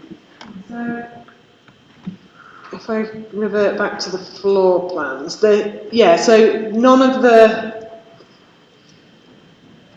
So, for example, the levels that are below the ground on Norman's buildings, this is all communal accommodation, meeting rooms, etc., that wouldn't necessarily need natural light. So the studios are all south and east facing in that respect. So all of the studios have access to natural light. I suppose.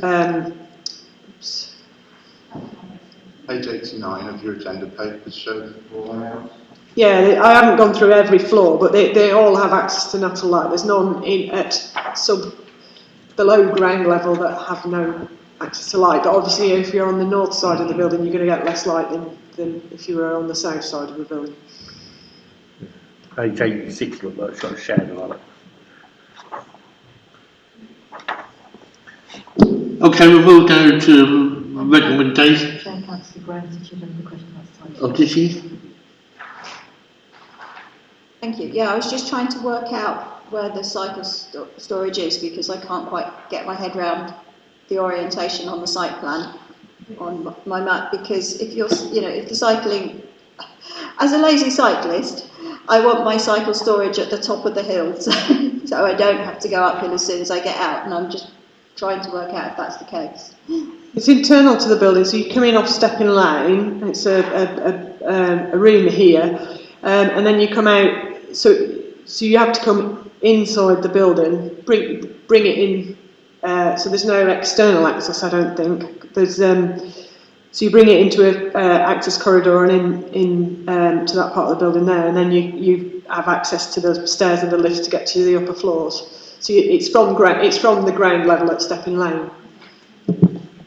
Thank you. We'll move on to discussions now. Before we do that, I'll move the recommendation, which is to approve. Have we got a second for that? Thank you, Councillor Upton. Councillor Lovick and then Councillor Bergline. Then everyone, I think. Yeah, I welcome this proposal. Living in Eton, a lot of students are already there in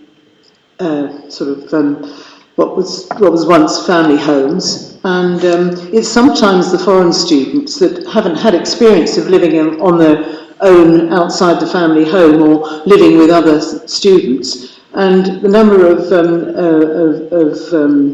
landlords that have problems with blocked drains because the wrong, they've put sort of fat down the drains or they've put something down the toilet. And that's just because they're not used to our way of life and what we do, and also to actually sort of living on their own, as it were. So to live in accommodation that's actually managed, I think would help enormously, and at the same time free up possibly some of these houses for reverting back to family homes. I think in the long term that will happen, but I think we're still in that transition stage.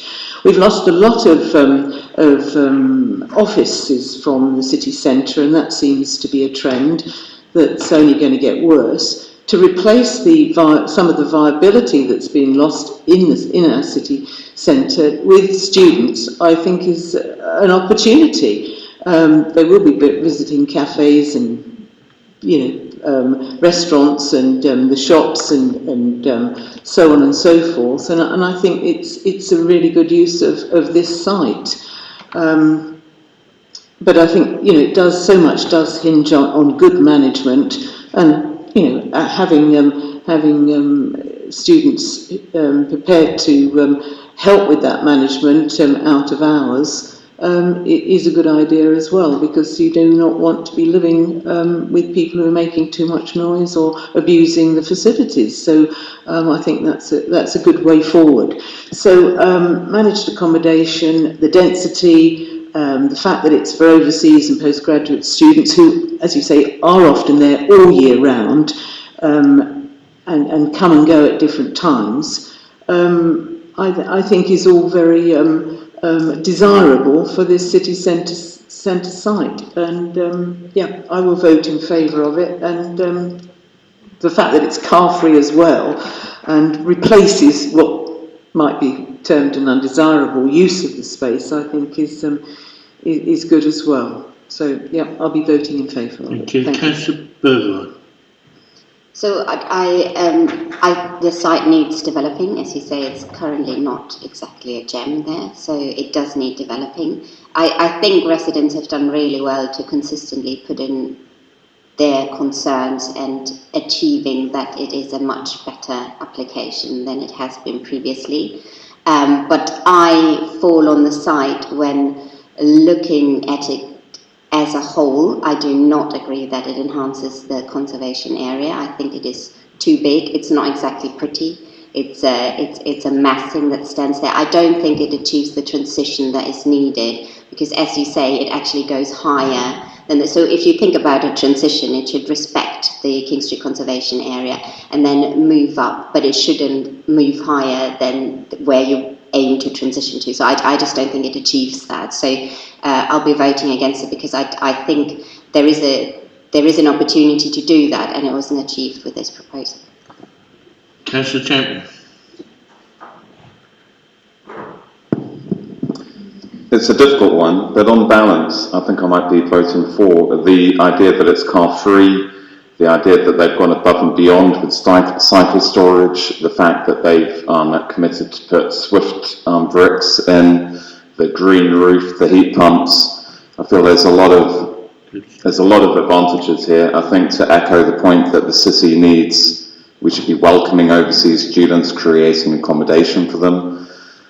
So it is a difficult one. I mean, aesthetically, it's not the most beautiful thing in the world, but I think we should be welcoming this development, personally. Thank you. Thank you. Councillor Susans. The HMOs in our ward are not filled by overseas students and postgraduate students. This proposal will not relieve the pressure on family housing wards where student houses are prevalent. The prices paid by students in new student developments are extortionate. Student housing should not be a cash cow for the developers, and I'm not convinced that the management so-called strategy in place will be effective. I will be voting against it. Councillor Moxons. Thank you, Chair.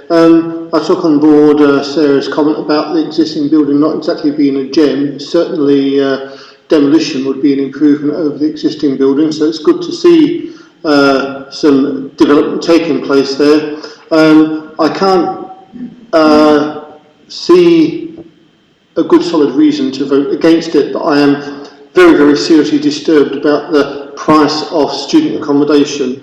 I mean, across the city, students are paying 650, 750, upwards of £800 a month for what amounts to a room, which to me is extortionate. And as the other councillor Sands has said, this will do very, very little to ease the swallowing up of homes in our residential suburbs. Okay, I'm going to vote in favour of this. I think that's a good development in the area where it is. The car showroom has been there, donkey's years. I mean, that's been going back before the buildings next door were even built. I mean, there used to be a social club next door to it at one time. So I should definitely be voting in favour. I think the environmental green roof, I do think the Swift bricks, and I do think the heating system, car free, I think everything is going for that way. They have brought their building down by a fair bit, and I think it's in the right area in the city centre for walking to places. You know, for the city centre, there are shops, a lot of good, and are independent shops in around that area. So I should definitely be voting in favour of this, and I do think that will help to get people out of houses in other wards, so we can turn them back to family living houses. And that's why we do need more student accommodation built, which we already had a report to this planning committee to say that we need at least the same again, but that was a couple of years ago. Anyone else wish to speak? No, we'll move to the recommendation is to approve. All those in favour, please show. Chair, it is a recorded vote. I'll call out names of those voting in favour. Councillor Driver voting in favour, Councillor Button, Councillor Graham, Councillor Champion, Councillor Giles, Councillor Lubbock, Councillor Mike Sands. All those against, please show. Those voting against are Councillors Bogerline and Councillor Sue Sands. Thank you, that's everyone. So it's been agreed. Thank you. Passed. Oh, So abstentions, Chair. there wasn't anyone, was there? Councillor Oh, you haven't. Sorry, Marion, that's my mistake. Yes. Extensions? Yep, thank you very much. So I should have 10. 1, 2, 3, 4, 5. Rest. Got more. Thank you. Councillor, just in case anybody's watching, Councillor Everett should also have been recorded as apologies. So that is carried. Apologies. We did mention that earlier. So that has been carried, Chair. Okay, thank you.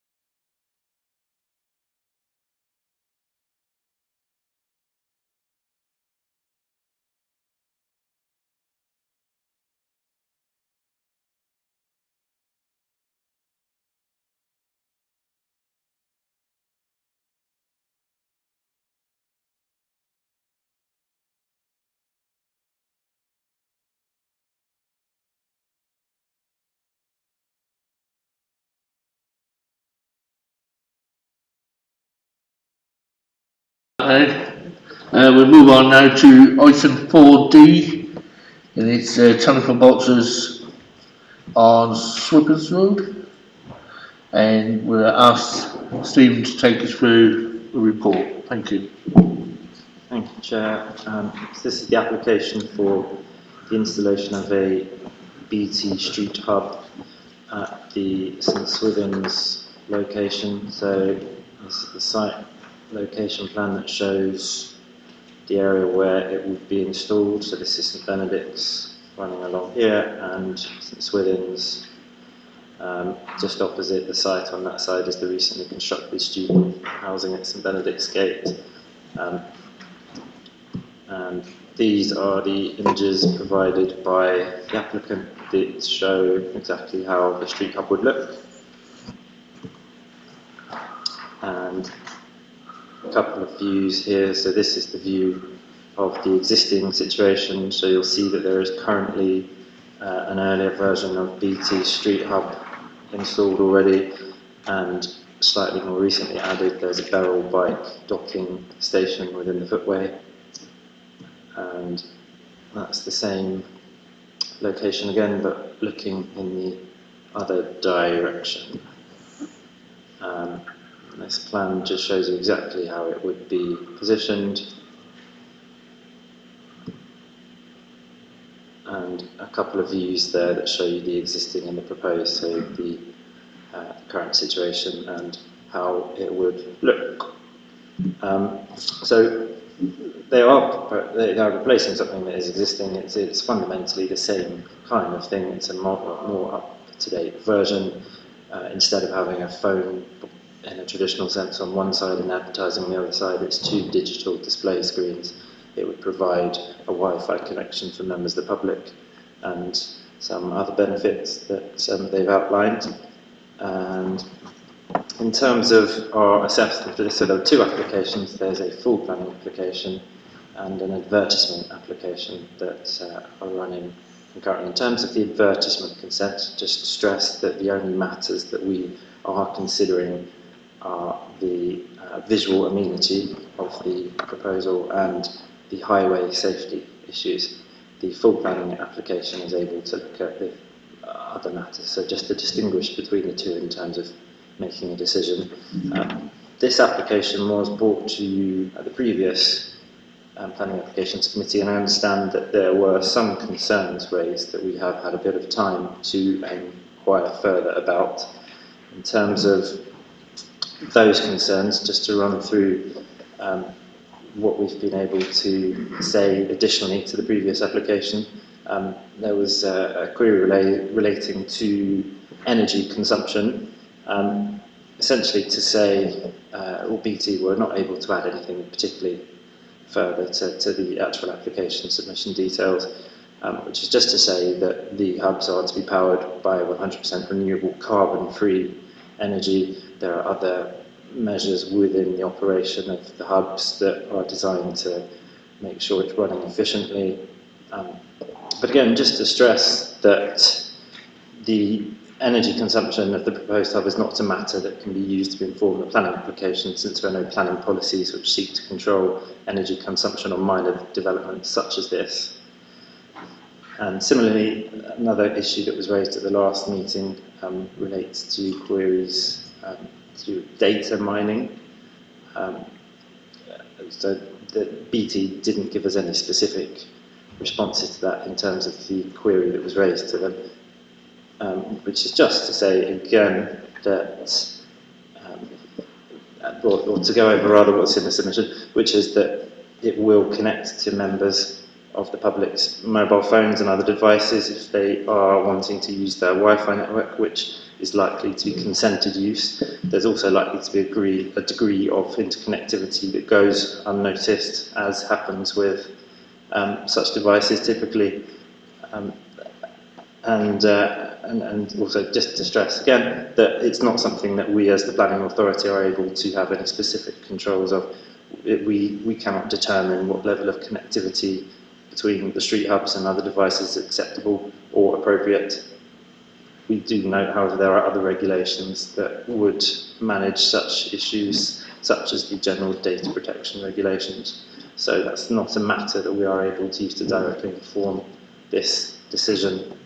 And another matter also that's covered in the updates that was raised at the last meeting, which relates to the sharing of information provided by the street hubs. So we understand that the street hubs are able to collect a number of or various data relating to environmental issues and other bits and pieces. We have decided that it is reasonable to add a condition requiring that BT shares such information with the council should we request that. So that is an additional condition that would be added to a consent if approved. And I think that's pretty much everything in terms of things that have changed between the previous submission, or the previous presentation rather, and the current information we have.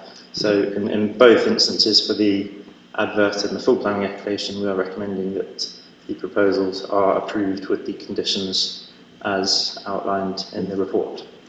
Thank you. Councillor Osborne, do you want to talk on this? You have 3 minutes. Thank you. Yes, I'd like to object to this, and I know a number of residents have also objected to it. In June last year, the City Council passed an ethical advertising motion, and which highlighted the concerns about advertising, especially in public spaces. And what this is doing is actually taking us in the opposite direction and providing more advertising around our beautiful city. So with specific references to the development management policies, DM2, ensuring satisfactory living and working conditions. There would be light pollution, which would affect the amenity of nearby residents. They're often also used as these hubs are often used as a drop-off point for drug dealing, and so they could be used as a good impact on quality of life for people nearby. My main concern is around high quality design, DM3, and safeguarding Norwich's heritage, DM9. Having these really quite large advertising hoardings blasting out electronic, digital advertising, and the light and the sort of pollution that would come with that will change the quality of our city. It's a medieval city. There's a reason we don't have a great amount of advertising in the city as it is currently, and that would seriously damage the heritage and the conservation area around St Swithin's in the city centre area. And I'd also stress that St Swithin's specifically is a gateway area to the city, especially where the old gates used to be, and so that would be damaging that. On high quality design, I think no one can deny really that these hubs create visual clutter. Norwich is, we're trying to make Norwich a more pedestrian friendly area, and one that respects the general feel of the area as a place that's welcoming for pedestrians, and adding these into the city will damage that. And finally, I'd like to refer to DM 30, Access and Highway Safety, which aims to make sure that movement through spaces for pedestrians, cyclists, and others in the public realm are not affected negatively by new development. But these will, because they're putting an immovable block in the middle of places that people can walk through or cycle through. And finally, I'd like to stress again that I don't see what benefit this is going to bring to the city. We already have public Wi-Fi in the city. I don't see what benefit this is going to bring. All we're going to be doing is creating more visual pollution, more impulse for people to buy stuff. Jamie, you have to wind up. Okay. Yeah, I think I've made my points. Thank you. Steve, did you want to come back on any of that, or shall I move to questions? Just to stress that in terms of the change from the current situation to the proposed, as the picture fairly succinctly illustrates, is that the main difference is that we're looking at a digital screen, so that the structure as to be installed within the footway is in the same location, it's broadly the same scale, and in that respect we're not considering that there is a significant change between the current situation and the proposed. In terms of the impacts on the heritage and so on of the city, we acknowledge it's within the city centre conservation area. However, this particular corner of the city centre conservation area is not covered by a particular appraisal, so there's not anything in specific within our appraisal of the city centre conservation area that relates to this part of the city that would afford it special protection and so on. But just to stress that the change between the current situation and the proposed is not something that we're considering to be significantly different or harmful between the two scenarios. Thank you. No, you can't. That's it. Yes. So I just wanted to add about the ethical advertising motion that Councillor Osborne referred to. So my understanding is that primarily related to the impact, the ability for advertising to be placed on council property, and the controls that we might have as a landowner on the content and placement of any such advertising. The motion did include a recommendation to review planning policies relating to advertising. It may be the case that we're working under a different environment in due course, but at the moment we need to refer to the policies that we have today. Sorry, one final thing. The advertisement regs which govern advertisements nationally are very explicit that there's two things that you can consider: highway safety and impact on amenity when you're looking at adverts. So anything that we do as a council will have to be done within that national framework. Councillor Lysands. Thank you, Chair. Councillor Osborne, in his short speech there, actually raised my concerns. One was the motion which we passed on ethical advertising not so long ago, and I don't see as we are going to be able to have control on the type of advertising on these machines. Is that a question or statement? It's a question I was going to ask. Can we, in fact, demand of BT that we control the type and style of advertisements that appear on there, i.e. no gambling, no junk food, and other sort of, similar sorts of ads that we would find objectionable? I think David has said that. The short answer to that question is no, we can't. We can't control it here, we can't control it anywhere else in the city, other than on properties that the council actually owns. The administrative burden that would put on us if we even did try to do it would be huge. But we can't legally do it. Councillor Burnley? So I need to be super clear about this. So with regards to most of the concerns that were raised, they are in relation to the digital advertising. So that is that is basically one of the planning applications. And then the structure itself, which, as far as I understand, because for this and the other applications, it's sort of a like-for-like replacement. So we're really talking about, just the advertisement application. Is that a right understanding? And then follow on from that. So you've said we can consider visual amenity and highways concerns. So these are really the two things that, in my opinion, a discussion would have to focus on. I'd just like to get confirmation on that. Yes, so you're right. There are two applications for you today. One's an advertisement consent application, and the two considerations you can have with regards to that are amenity and highway safety. The other application is a full planning application, and that is for the structure on which the adverts would sit. So is that attached to the advertisement, or is that, okay. Okay, no more questions. Will Councillor Champion?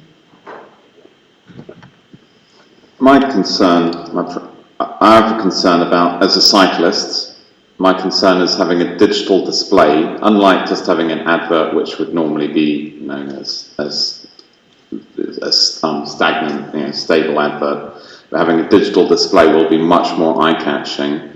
Has that been taken into consideration for pedestrians, cyclists? Is it not a safety concern? Yeah, so the council, our transportation officer has provided his comments, and he's included a raft of conditions that relate to highway safety, such as the frequency at which they change the level of illumination, and some other bits and pieces that are fairly standard in our approach to dealing with advertisements around the city. So they have been considered, and with regard to this particular site, it's located a relatively good distance away from the highway, and in terms of use by cyclists, it's to be installed directly next to one of the Beryl hubs. So I think in that respect, it's a fairly there's fairly low risk for cyclists in that regard, because it's not a kind of a stretch of a highway that cyclists would use where they're likely to be particularly distracted by it, I would say. Just to clarify, the images actually in the advert will not be moving in their own right. What will happen is they will fade in and fade out, and I think one of the conditions is to regulate the time frame. Yeah, there's 10 seconds is the time between changing. So they're static images that kind of rotate through. So they're not moving images. There's no audio being played. So effectively, it's an advert in a traditional sense that changes no quicker than every 10 seconds. No more questions. We'll move on to discussions, and I'll move the recommendation first. Recommendations to approve. Secondary Councillor Button. Councillor Maxwell first. Thank you. I've got to declare that I live in this area. But if you can look at page 110 of your book, if you can you get that up on the screen? What's happened, because St Benedict Street has been closed to traffic going through to the other end of the street, everybody who has to get out of the street, including the people who live in St Margaret Street, where I live, has to come up St Margaret Street and join the St Benedict Street, which on your paper is here. So to get out of the area, everybody has to come up here, meeting next to where this is going. And also there's traffic lights at the end of the road, and within 50 yards there's a level crossing. And so you've got a great deal of traffic coming up. That's right, if you can see it. See where the square is there. So we are coming up from St Benedict Street down at the bottom there. Everybody has to come along there and turn across the crossing and round there, meeting the crossings on the other side of there. So we've got traffic queuing up there, we've got traffic on St Benedict Street, and there's going to be an awful lot more traffic along there, and to take that thing looking at you as you're coming round, it's quite disconcerting. And there is also, it's opposite the new building which houses the students, and there's an awful lot of pedestrian traffic in that area. It's really quite dangerous at the moment, so to have something else that is going to distract you from the driving and being safe, and also the cycle lane, which you can just about see, goes the other way. So it's really congested at the moment, because you cannot drive straight on to the end of St Benedict Street to go across the road. You have to go around in a circle to get out and come back on the other way. So I'm really concerned that this is another attraction, and also it's not only the bikes, it's the scooters there now as well. and generally they're all scattered across the road. So I'm not going to vote on this at all. But I have to say I have serious doubts of putting an attraction like that, because it makes it people will go and meet up there. It's already a problem for drugs, as the Councillor Osborne has said, and it's just going to make it worse. Councillor Bevan. Yes, I'm going to vote against it for the two available reasons, and I think they're both very pertinent here. So one is highway safety. As Councillor Maxwell has said, I think it has been underestimated how much of a, in a way, shared space that is, because you've got the cyclists, you've got the cars turning both ways that have to kind of come in, you've got the pedestrian crossing actually just there, which sort of creates, I mean, it's not easy to cross there anyway, so I think any distraction in that area, and it's not just a like-for-like replacement, it's not like a paper advertisement, it is an illuminated advertisement. So I think we've got strong kind of causes on highway grounds to object to that. But also, I think visual amenity. I mean, I do not want. I think it is relevant anywhere in the city that a digital advertisement is adds negatively to visual amenity. And that's something that was expressed in the objections, and it's something that we can take as an interpretation of visual amenity on planning grounds. So I'm going to vote against it on both of those grounds, actually. Yeah. Just before we continue, I'd just like to utter a word of caution about using highway safety as a reason for refusal, given the comments that we've had from the County Highways Authority, who have looked at this specific site and confirmed that they have no objection to this proposal, and they are not concerned about the impact on highway safety, and our subsequent success at appeal should we get to that point. If we are offering this report as part of our supporting documents, which clearly says that highway safety has not been raised as a concern by the Highway Authority, we might stand in a difficult spot. I'm going to be slightly more emphatic on that. I would recommend that you don't refuse this on highway safety for the reasons that Lara set out, because we have to evidence our reasons for refusal. And if you've got the Highways Authority, who have a statutory duty for highway safety, making very specific points and specific reference to the fact that they've considered the elements that you're raising issues with, and they've identified that this is a busy area and that there's already a lot going on. But then they go on to say that if you can use the conditions that we're proposing to attach to the advert consent, and it would be the advert consent, not the planning permission, then they don't have an objection. And I don't think we would be able to evidence. I know I've heard opinions in this room about highway safety, but with the greatest of respect, they're opinions, and we don't have the evidence to support highway safety as a reason for refusal on this application. I'm sorry. Okay, well, Councillor Moggs first. Thank you very much, Chair. I take great issue with county highways on the question of highway safety as not being a reason for refusal, given the county highways design, for example, of the Northern Distributor Road, where the poor design of the approaches to the roundabouts frequently lead to cars overspeeding and having collisions. But that aside, these obelisks have proven controversial, not just in Norwich, but across the country, and are being actually rejected in many similar towns and cities, including boroughs of London. The trend in all urban environments has been to remove street clutter, and here we are proposing to add more, not merely to add more street clutter, but to add street clutter that is visually attractive and therefore visually distracting. And that's not something which adds to my sense of safety on the roads. even though we're not supposed to use this as our grounds.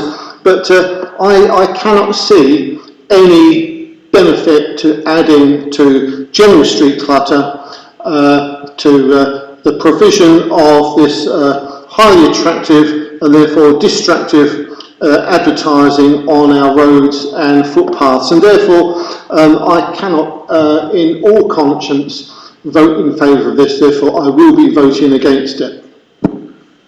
Okay, I'll take you in a second, Councillor. David? I'm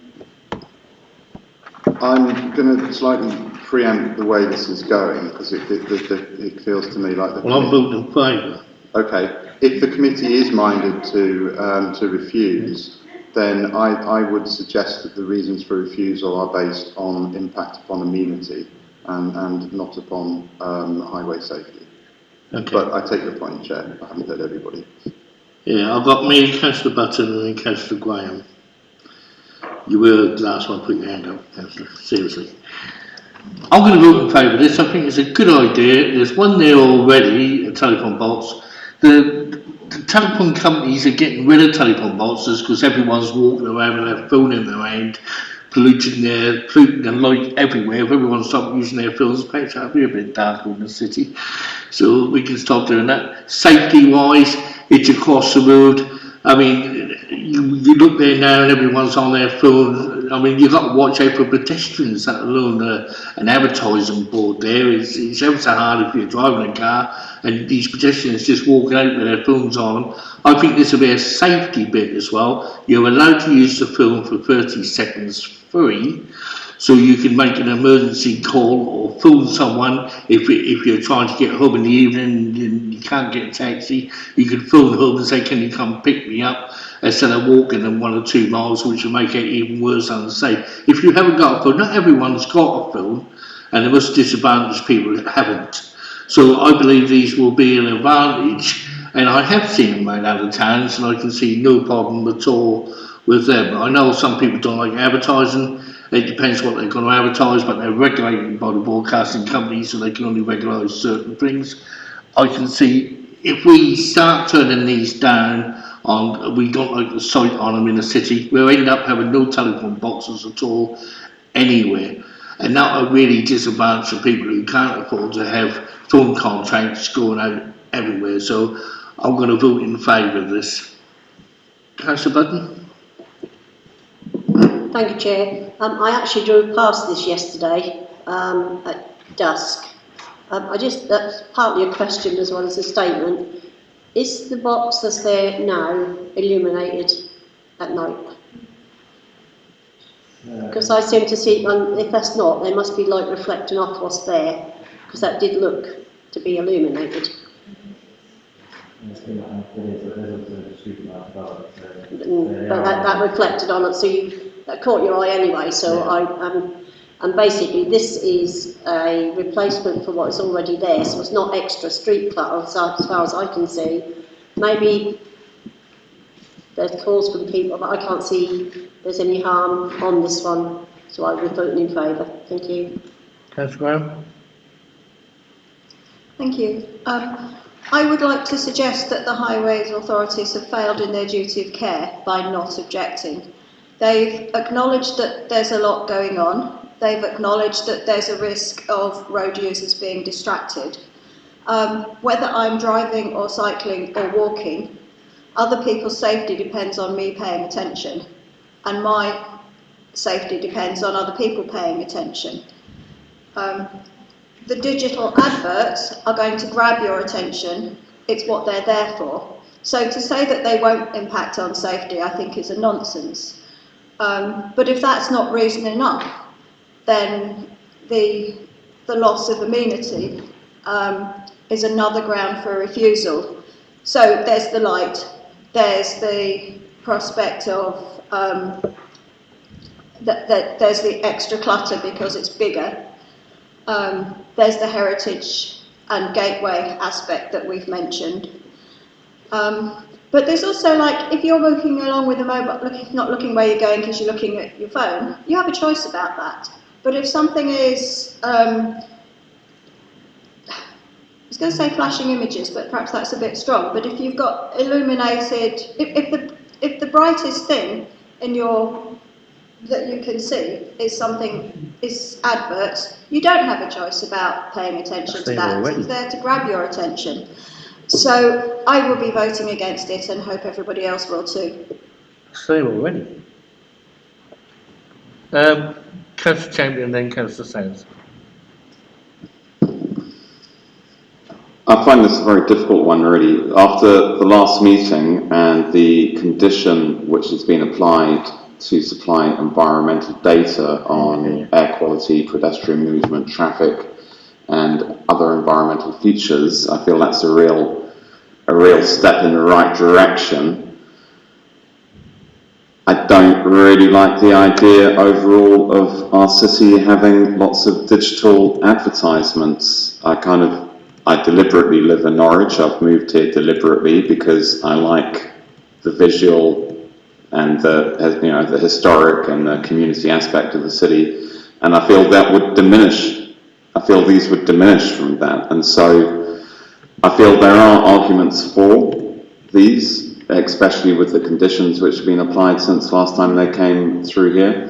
But I feel like the visual amenities, I find them unpalatable, for lack of another word. And so I'm having great difficulty on deciding on this one, even now. Councillor Susan. My comments are in a way of a quick question, really. Obviously, BT is going to pay for this advertising, so does the money go to County Council for highways, or does it go to City Hall? Good know where it goes to BT. BT we won't get any payment for the advertising. So we don't have to benefit from it? The council doesn't financially benefit from this in the way that we don't financially benefit from almost any private advertising. It's privately installed. They will rent out space to people who want to advertise on the thing. It's a telephone box. So our benefits to City Hall are zero in that respect? It does include 5% for council use, so they would effectively donate a portion of the advertisement for use by... Sorry, back to my original question, which council would benefit from that? Will it be county because it's highways, or will it be City Hall? It would be for council information, so I'm not entirely sure quite how that would... Well, given it's on the highways, my guess is county. Well, sorry, I think the thing is that The council would get a reduction if we wanted to use it for advertising space. We wouldn't get a fee from it. So that's it, is it? Okay, thank you. Someone else had their hand up over there. Councillor Lovett. I think considering that there's already a BT phone box there, it's very difficult to resist this. The only difference is that there's going to be illuminated advertising, but there was already advertising there, but it's not illuminated and it's not digital. So I think there's very little difference. I think it's very difficult to find reasons to resist it, and actually there are some benefits, and let's make sure we use that 5% opportunity to advertise there. Was it 876 hours a year? We could get together with the county and think, well, what's important for us to get information to get out to people and use it, and and also with the air quality and the other opportunities that are there. I think BT would fight it if we did refuse it, and I think it's just so difficult. And people actually, there's advertising all around us, and so we're a long way from educating people about don't be taken in by it. I mean, it's a very difficult it's a very difficult change of behaviour that I think just having the illuminated signs isn't going to bring about a change of behaviour and make people not look at the box. So I think on balance I'd vote in favour of it. Mr. Johns. Thanks, Chair. Councillor Lubbock's really covered what I was going to say, but I think if we do reject this, I think we're going to lose it on appeal. If we keep rejecting these across the city, it's going to cost us a lot. Okay, I believe this is going to be quite close. No one's put any other suggestions forward, so I move the recommendation is to approve. All those in favour, please show. Right, those voting in favour are Councillors Driver, Councillor Button, Councillor Giles, and Councillor Lubbock. Oh yes, so this is the first application, the full application. No, they're both on there. But we need to take 2 votes. Oh yeah, you need to take 2. This is on the first one. So this is the full application. The full application for the structure. Right. Yeah. May I suggest then we start again on the vote? So this is on the full application for the structure, and I'll record the vote. All those in favour, please show. Please keep your hands up while I call your names. Thank you. Councillors Driver. Can I just clarify, for people that are confused what the full application is, because I don't think anyone has made any suggestions to object to the full application. No, that's right. I don't believe any of the points that have been expressed so far have related to the structure and the full application. So yeah, if we vote on that first. Well, can I just come back on that, because I mean, some of the points have been made about the structure. Some of the points that Councillor Osborne made about the space and the ability to cycle and walk through it do relate to the structure and not necessarily about the advert. So members need to be clear in their own mind what issues they're actually thinking about in terms of, in terms of each planning application, in terms of each application. You do have more of a you do have more flexibility in terms of the issues that you can consider in terms of the structure, but I do think some of the issues do apply to the structure. Is it causing an obstruction to the footpath and to the use of the space by residents, by pedestrians and cyclists? And then there's the other issue: is the advert distracting because it's illuminated and changing? I think there's 2 issues. So members will, when you're voting, you'll need to kind of distinguish in your own mind between them. But I do think some of them relate to both. Councillor Sanderson, and now I will move on. I'd like to make a proposal. I'd like to propose that we reject both the structure and the advertising on the grounds I mentioned a while ago concerning the proliferation of street clutter and obstructions in our urban environment. I can see absolutely no value in this whatsoever. Well, we're going to take a vote on each subject, so that your reasons for refusal need to be site specific. Yeah. Can I just remind members that you've actually... I'll make it specific to this site then. Could I just remind members though, it's been moved to vote in favour of the application. Members have just started voting now. If any member wishes to vote against the planning application, they can do. And then if it failed, then we would have to vote again on reasons. Okay? So at the moment, it has been moved and seconded, I believe, by Councillor Button earlier before the discussions, to approve this application, and then we'll do a separate vote on the advertising consent. Okay? If for any reason that the planning application failed, then you would need to vote again for the reasons for rejection. That is the usual procedure, rather than moving a recommendation halfway through the voting, which I'm not very happy with. Is that okay? Are members happy? No, it's not, because I don't think members were at all clear on what we were voting for before. I certainly wasn't. Well, are you clear now?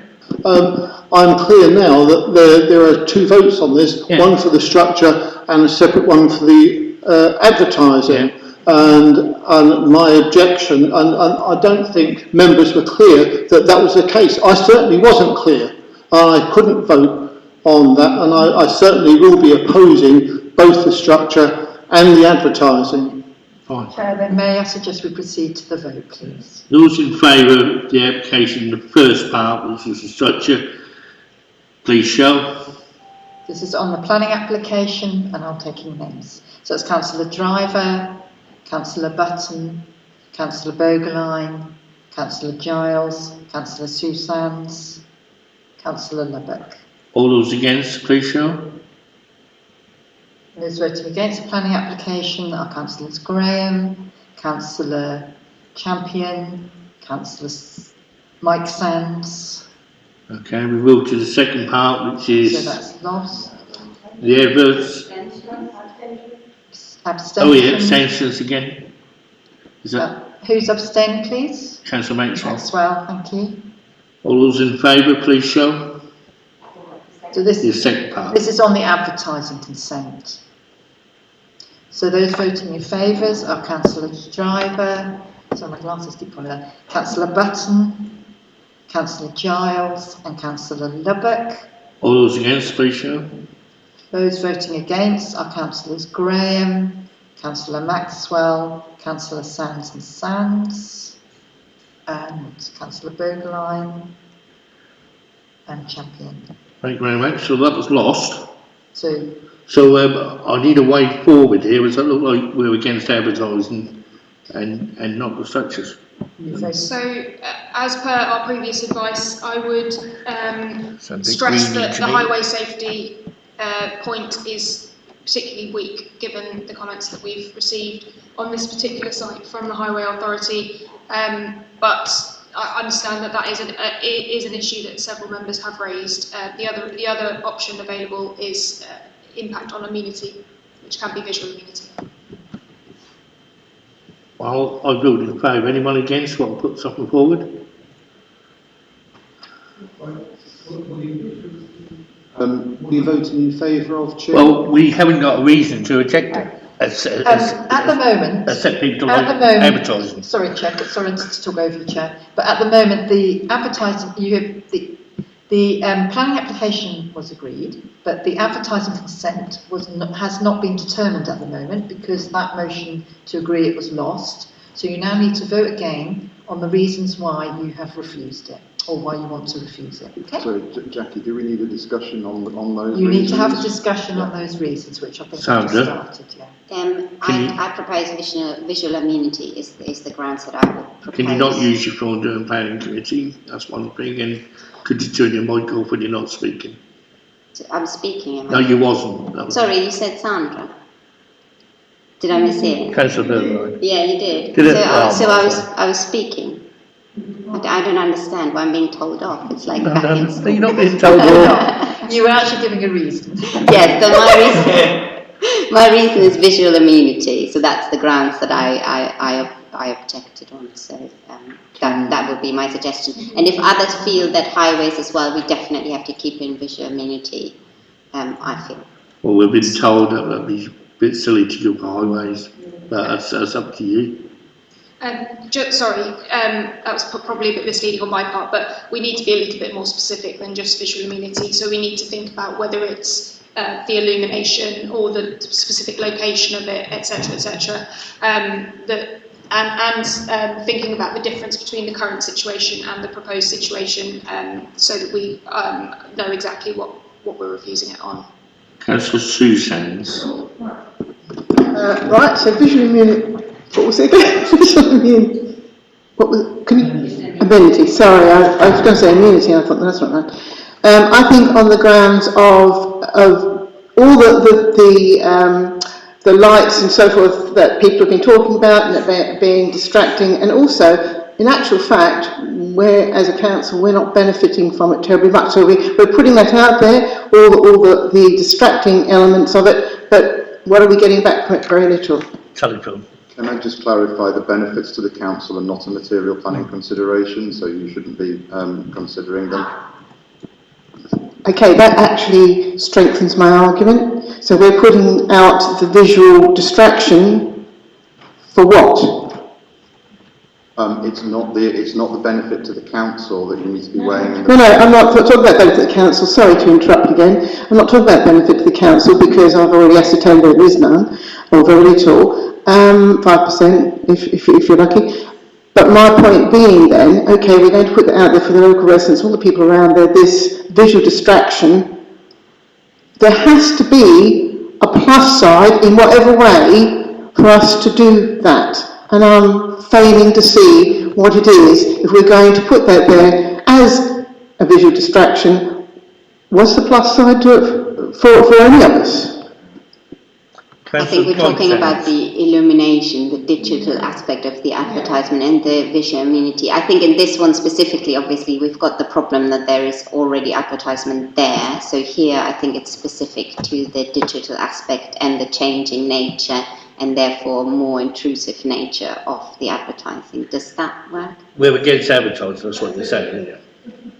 Well, I've just outlined my reasons. I haven't said I'm against advertising. I've made it site-specific. Well, I know the reason. Councillor Monkhouse? I think Lara made added to the confusion a few minutes ago when she mentioned objecting on visual amenity, which I do. Lara mentioned location, which then comes back down to the structure where it is. In other words, we're objecting not just to the visual amenity of the advertising, we're objecting to the structure being there as well. No, the structure's been agreed. Sorry. Yeah, I know it's been agreed, but what I mean is if you're objecting to the visual amenity of the advertising, in essence, you're also objecting to the structure as well. I know we're voting on the visual amenity of the advertising, which is an enormous distraction, but that comes back down to the structure. You can't have one without the other. No, sorry, you need to be very distinct that you're not voting on the structure. You've already approved the structure. It's the principle of whether or not you can have a digital advert on that structure that you're now considering. And I think that the reasons that Councillor Bogerline outlined in terms of the illumination of that advert and the fact that it changes as a reason for refusal would have an adverse impact on visual amenity, I would suggest that's your reason for refusal. Okay, we've got a recommendation. Have we got a seconder for that? We need to propose this. Thank you. There's Councillor Bergline proposed. Okay. Councillor Bergline proposed, Councillor Sands seconded. Yeah, there's 3 hands up seconded. I know, sorry Claire, I didn't have names. Councillor Maxwell? Sorry. Councillor Bergline. Sorry, who? And Councillor Sorry, Maxwell. Chair. I understand that Councillor Bergline has moved, and I just want to have a named seconder, please. Councillor Maxwell. Thank you. Okay, you can do. I was just going to move straight to the vote. I know what the vote's going to be. If you want to carry on the meeting, up to you, Councillor Graham. Sorry, can I make another point? Yep. I suggest that we include light pollution and the context of the visual amenity being a conservation area. Can we prove that's going to be more light pollution? Well, yeah, because it's not illuminated at the moment, so you're introducing an illuminated advert, and I think we have established, am I right, Stephen and Lara, that the advert is not currently illuminated? It is illuminated. It is illuminated. And there's a light over the top. It's a backlit paper sign, okay. Oh. So, the well-being impact of having your attention back in that way.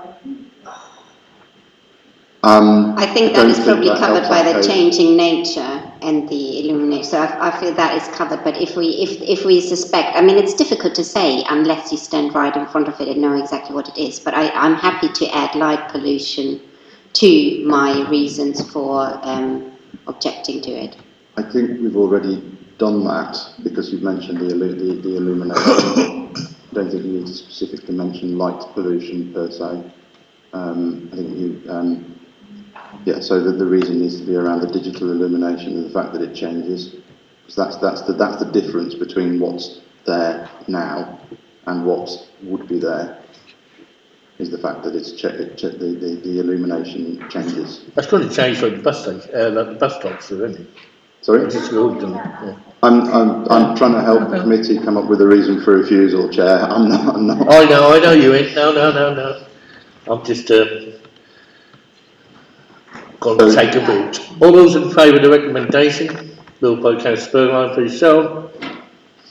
So those voting in favour of rejecting on those grounds are Councillors Graham, Councillor Champion, Councillor Bogerline, Councillor Sands Sue, and Councillor Sands Mike, and Councillor Maxwell.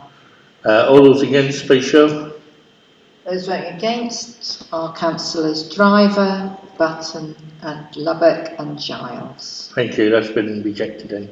That's been carried, those reasons have been carried. Oh yes, you know, So, well, yeah. It's always that negative, sorry, Yeah. Chair, is they have voted for the reasons for refusal on the grounds of the digital, sorry, I remember Dave saying it, on the principle of the digital advertising is illuminated and the fact that it changes advertising and its adverse impact on the visual immunity. Okay, thank you very much, that's the end of the meeting. No, we've forgot. Oh, we've got another one? I thought we'd done a book together. Yeah, we've got to go through that again. All those in favour? Steve, do you want to take us through the last item? Second from last, because there's two to go in there. Oh yes, performance report.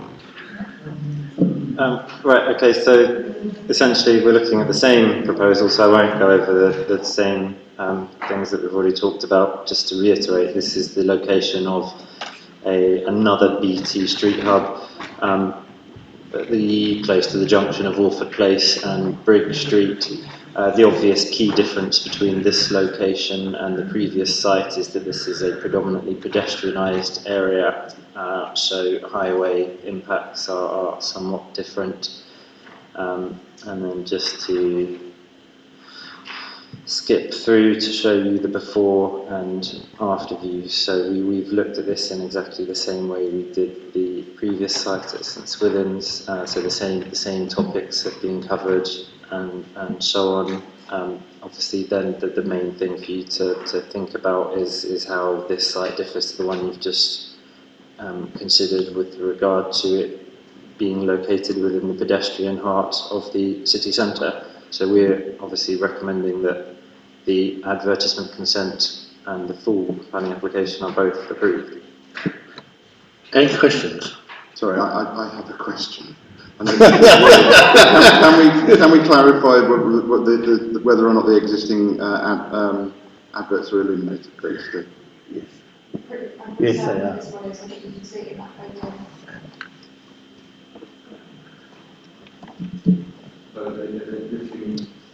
Yes. Yeah, they are, yeah. Okay, any questions on this discussion? Can I be clear? It's illuminated, but it's not digital. Yeah. Yeah. There's paper advertisement behind the screen, and there's a degree of internal. So the light is there. And that just turns around, yeah. It changes, but not in a digital way. No. Sorry. Okay, the recommendation is to... Sorry, Ted, I think there were two things going on there, because you said that the paper changes round. Do I? Yeah, that go. Does it change round, or is it... Go right like that, doesn't it? I'm asking a question, I'm sorry. What happens with the existing advert? It doesn't move. So it's an advert, it's a light box with a Just paper one advert on it, and the light shines through the paper advert. Ah. Yeah. Okay, my mistake. Yeah. Councillor Bird, is this question? Okay, I'll move the recommendation and we can go on to discussion. The recommendation is to approve. Have I got a seconder? Thank you, Councillor Button. Move on to discussion, Councillor Berger. Well, I mean, for me, it's exactly the same grounds to refuse it, so I don't think we have to go through the entire discussion again. I will vote against it.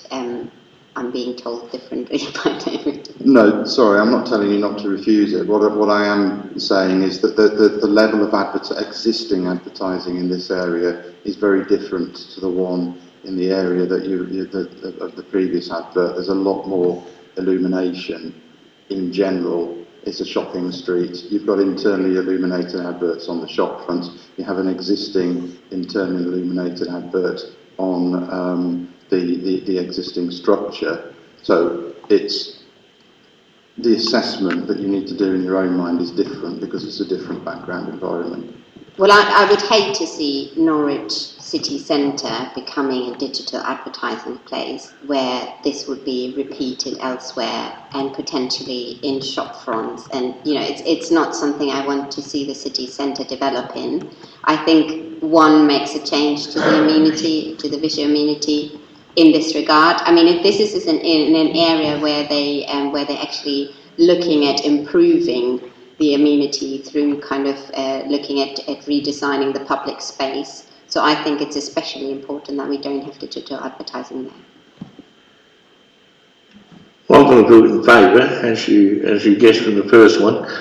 I've got nothing against advertising. I know certain parties have.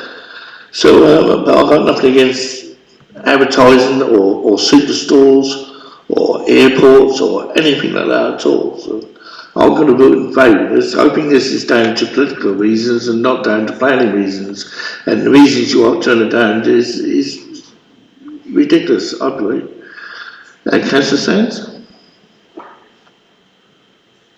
I'm a little bit confused. We were talking a moment ago about a paper advertisement with the light shining behind it. Yeah. And yet on my papers here it says it's a double-sided 75-inch LCD display. So which is it? Is it a paper display or is it an LCD display? It's got picture both sides. Sorry? Picture both sides. So it's, but here it says, unless I've got a different set of papers from everyone, it says development proposal, removal of existing BT phone box and installation of replacement BT street hub display with 2 digital 75-inch displays. That's the new one. What you're reading out is referring to the proposal, which is the street hub that we see on the right-hand side here. Our discussion earlier was about the left-hand side, the existing situation, which is a paper sign with internal illumination. So in other words, we're looking to replace that with another digital screen. That's what I wanted to clarify, yes. Right, which I've already objected to, and if I objected to it in the other location, my objections stand equally here.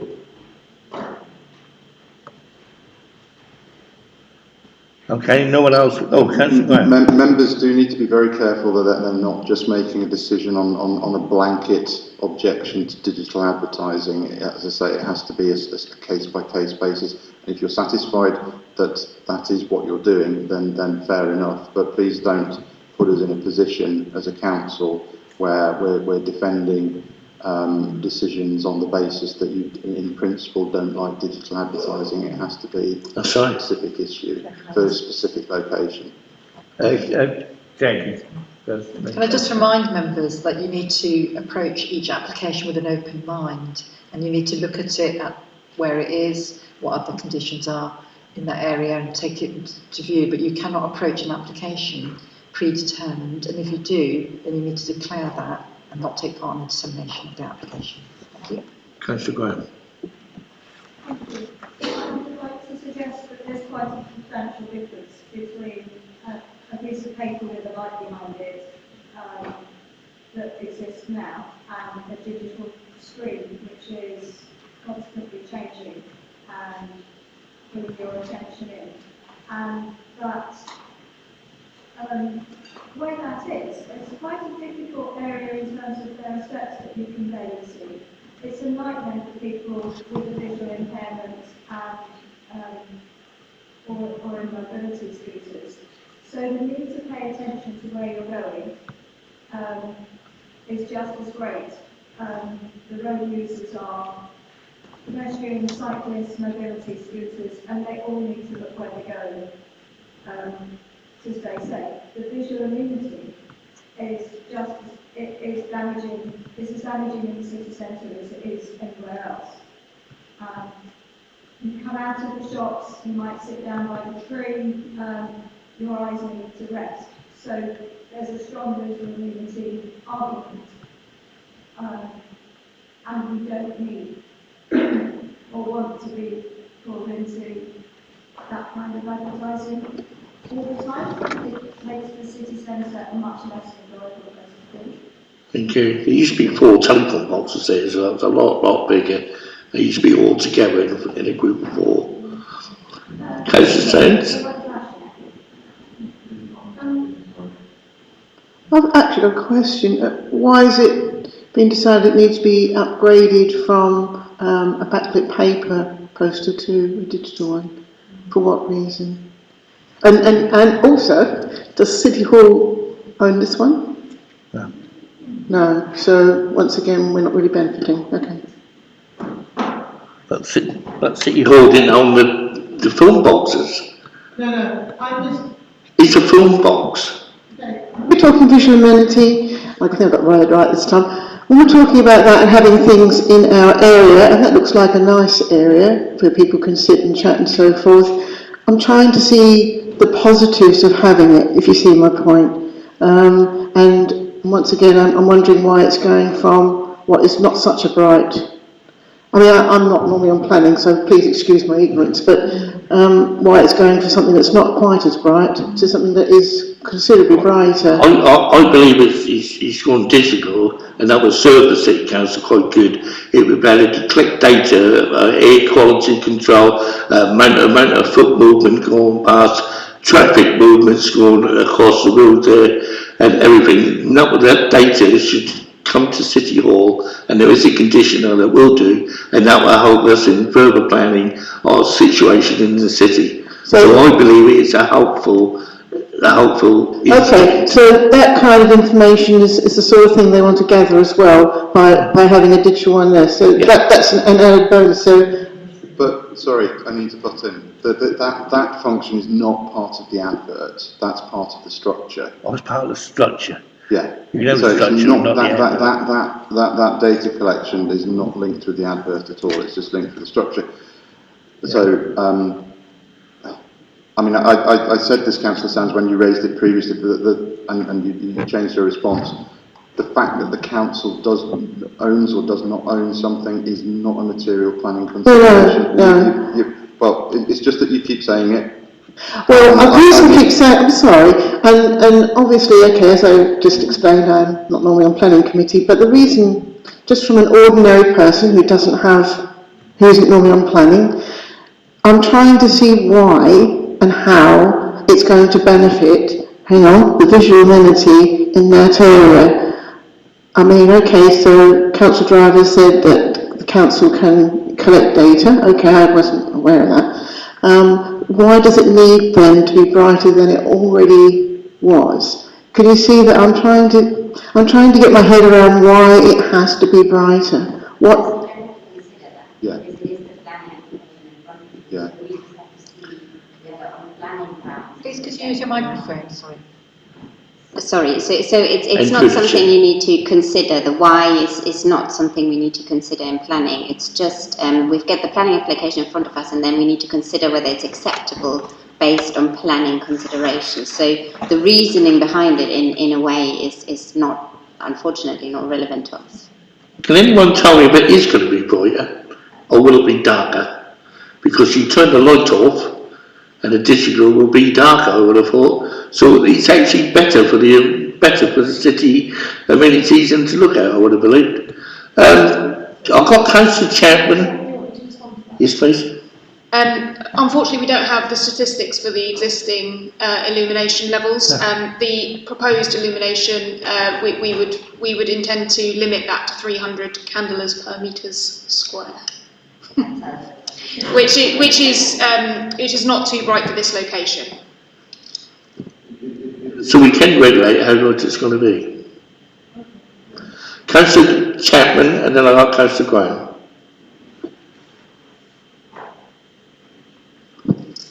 I feel like a lot of the issue, for me, and I appreciate reading through the paper that it's not perceived to be significant, but for me, in a historic city like Norwich, which is reliant on tourism and the visual aesthetic of the city, I honestly don't feel that this benefits. It's not what you want to see on a postcard of Norwich. You don't want to have a, what do you call it, a monolith, which I feel is, this is like a monument to BT, and I just feel the visual amenity is just, there's no benefit to Norwich. just don't feel, I don't see it on balance. I just can't get my head around it. Councillor Graham? Thank you. On the street hub product statement, it says a one-time email registration allows automatic connection whenever a user is arranged for that. That is, she's not speaking to. Although it's likely that... No, it's not working. Although it's likely that users will need to... Councillor, I don't think your vote's working unless you're not speaking into her. No, it wasn't. It's got red light on it. That microphone wasn't working yesterday. Can you use the one adjacent, please? She was sitting there earlier, wasn't it? Yeah, I know, it's horrible, isn't it? Yeah, I got that up here. So I'm going to make a privacy argument. So it doesn't, it's not about the illumination, it's about the structure, I'm guessing. And I'm going to question the legality of the data mining, because I think it would presumably be illegal for us to permit something which is illegal in itself. So when you use this hub, you get a one-time email registration, allows automatic connection whenever a user is in range of an active street hub. That's not a planning matter. It's covered by other legislation, I'm afraid. It's covered by the General Data Protection Regulations, and it's also covered by the Privacy and Environmental Communications Regulations. So they can't do anything that's illegal, and we can't assess whether or not, from a planning point of view, what they're doing is illegal. It has to be related to land use planning considerations. So there's other legislation that covers it. So are you saying that we can't refuse anything on the basis that it may be illegal? Yes, I am, basically, because it's covered by it's covered by other legislation. I've got Councillor Lubbock, and then I'm going to move on and go to the vote. I know Councillor saying what go. I've only got one more speaker, and I'm going to move to the vote. Yes. Councillor Lubbock. Chair, this is a city centre location with shops all around that are advertising themselves. If a shop were on the corner there selling televisions, those televisions would be on all the time, and they would be digital, wouldn't they? You know, I mean, we have to get real. This really is the centre, the commercial centre of Norwich. And I mean, can I ask you whether any of those shops could have digital adverts inside their premises? Or did Denman's, you said one in their window, didn't it, what went round all the time? Just near enough opposite. Yeah, advertisement regulations allow for digital displays if they're advertising their own business. So yeah, there used to be one in their shop. For example, the shoe shop in the picture there, if they would be permitted to put up digital displays advertising the products they're selling and so on. They wouldn't be able to advertise other businesses. No, but their own. Then they're all about advertising to sell yeah, okay. So I think that demonstrates everything I think I need to know. Councillor Dutton? Seeing Councillor Sayers as well then.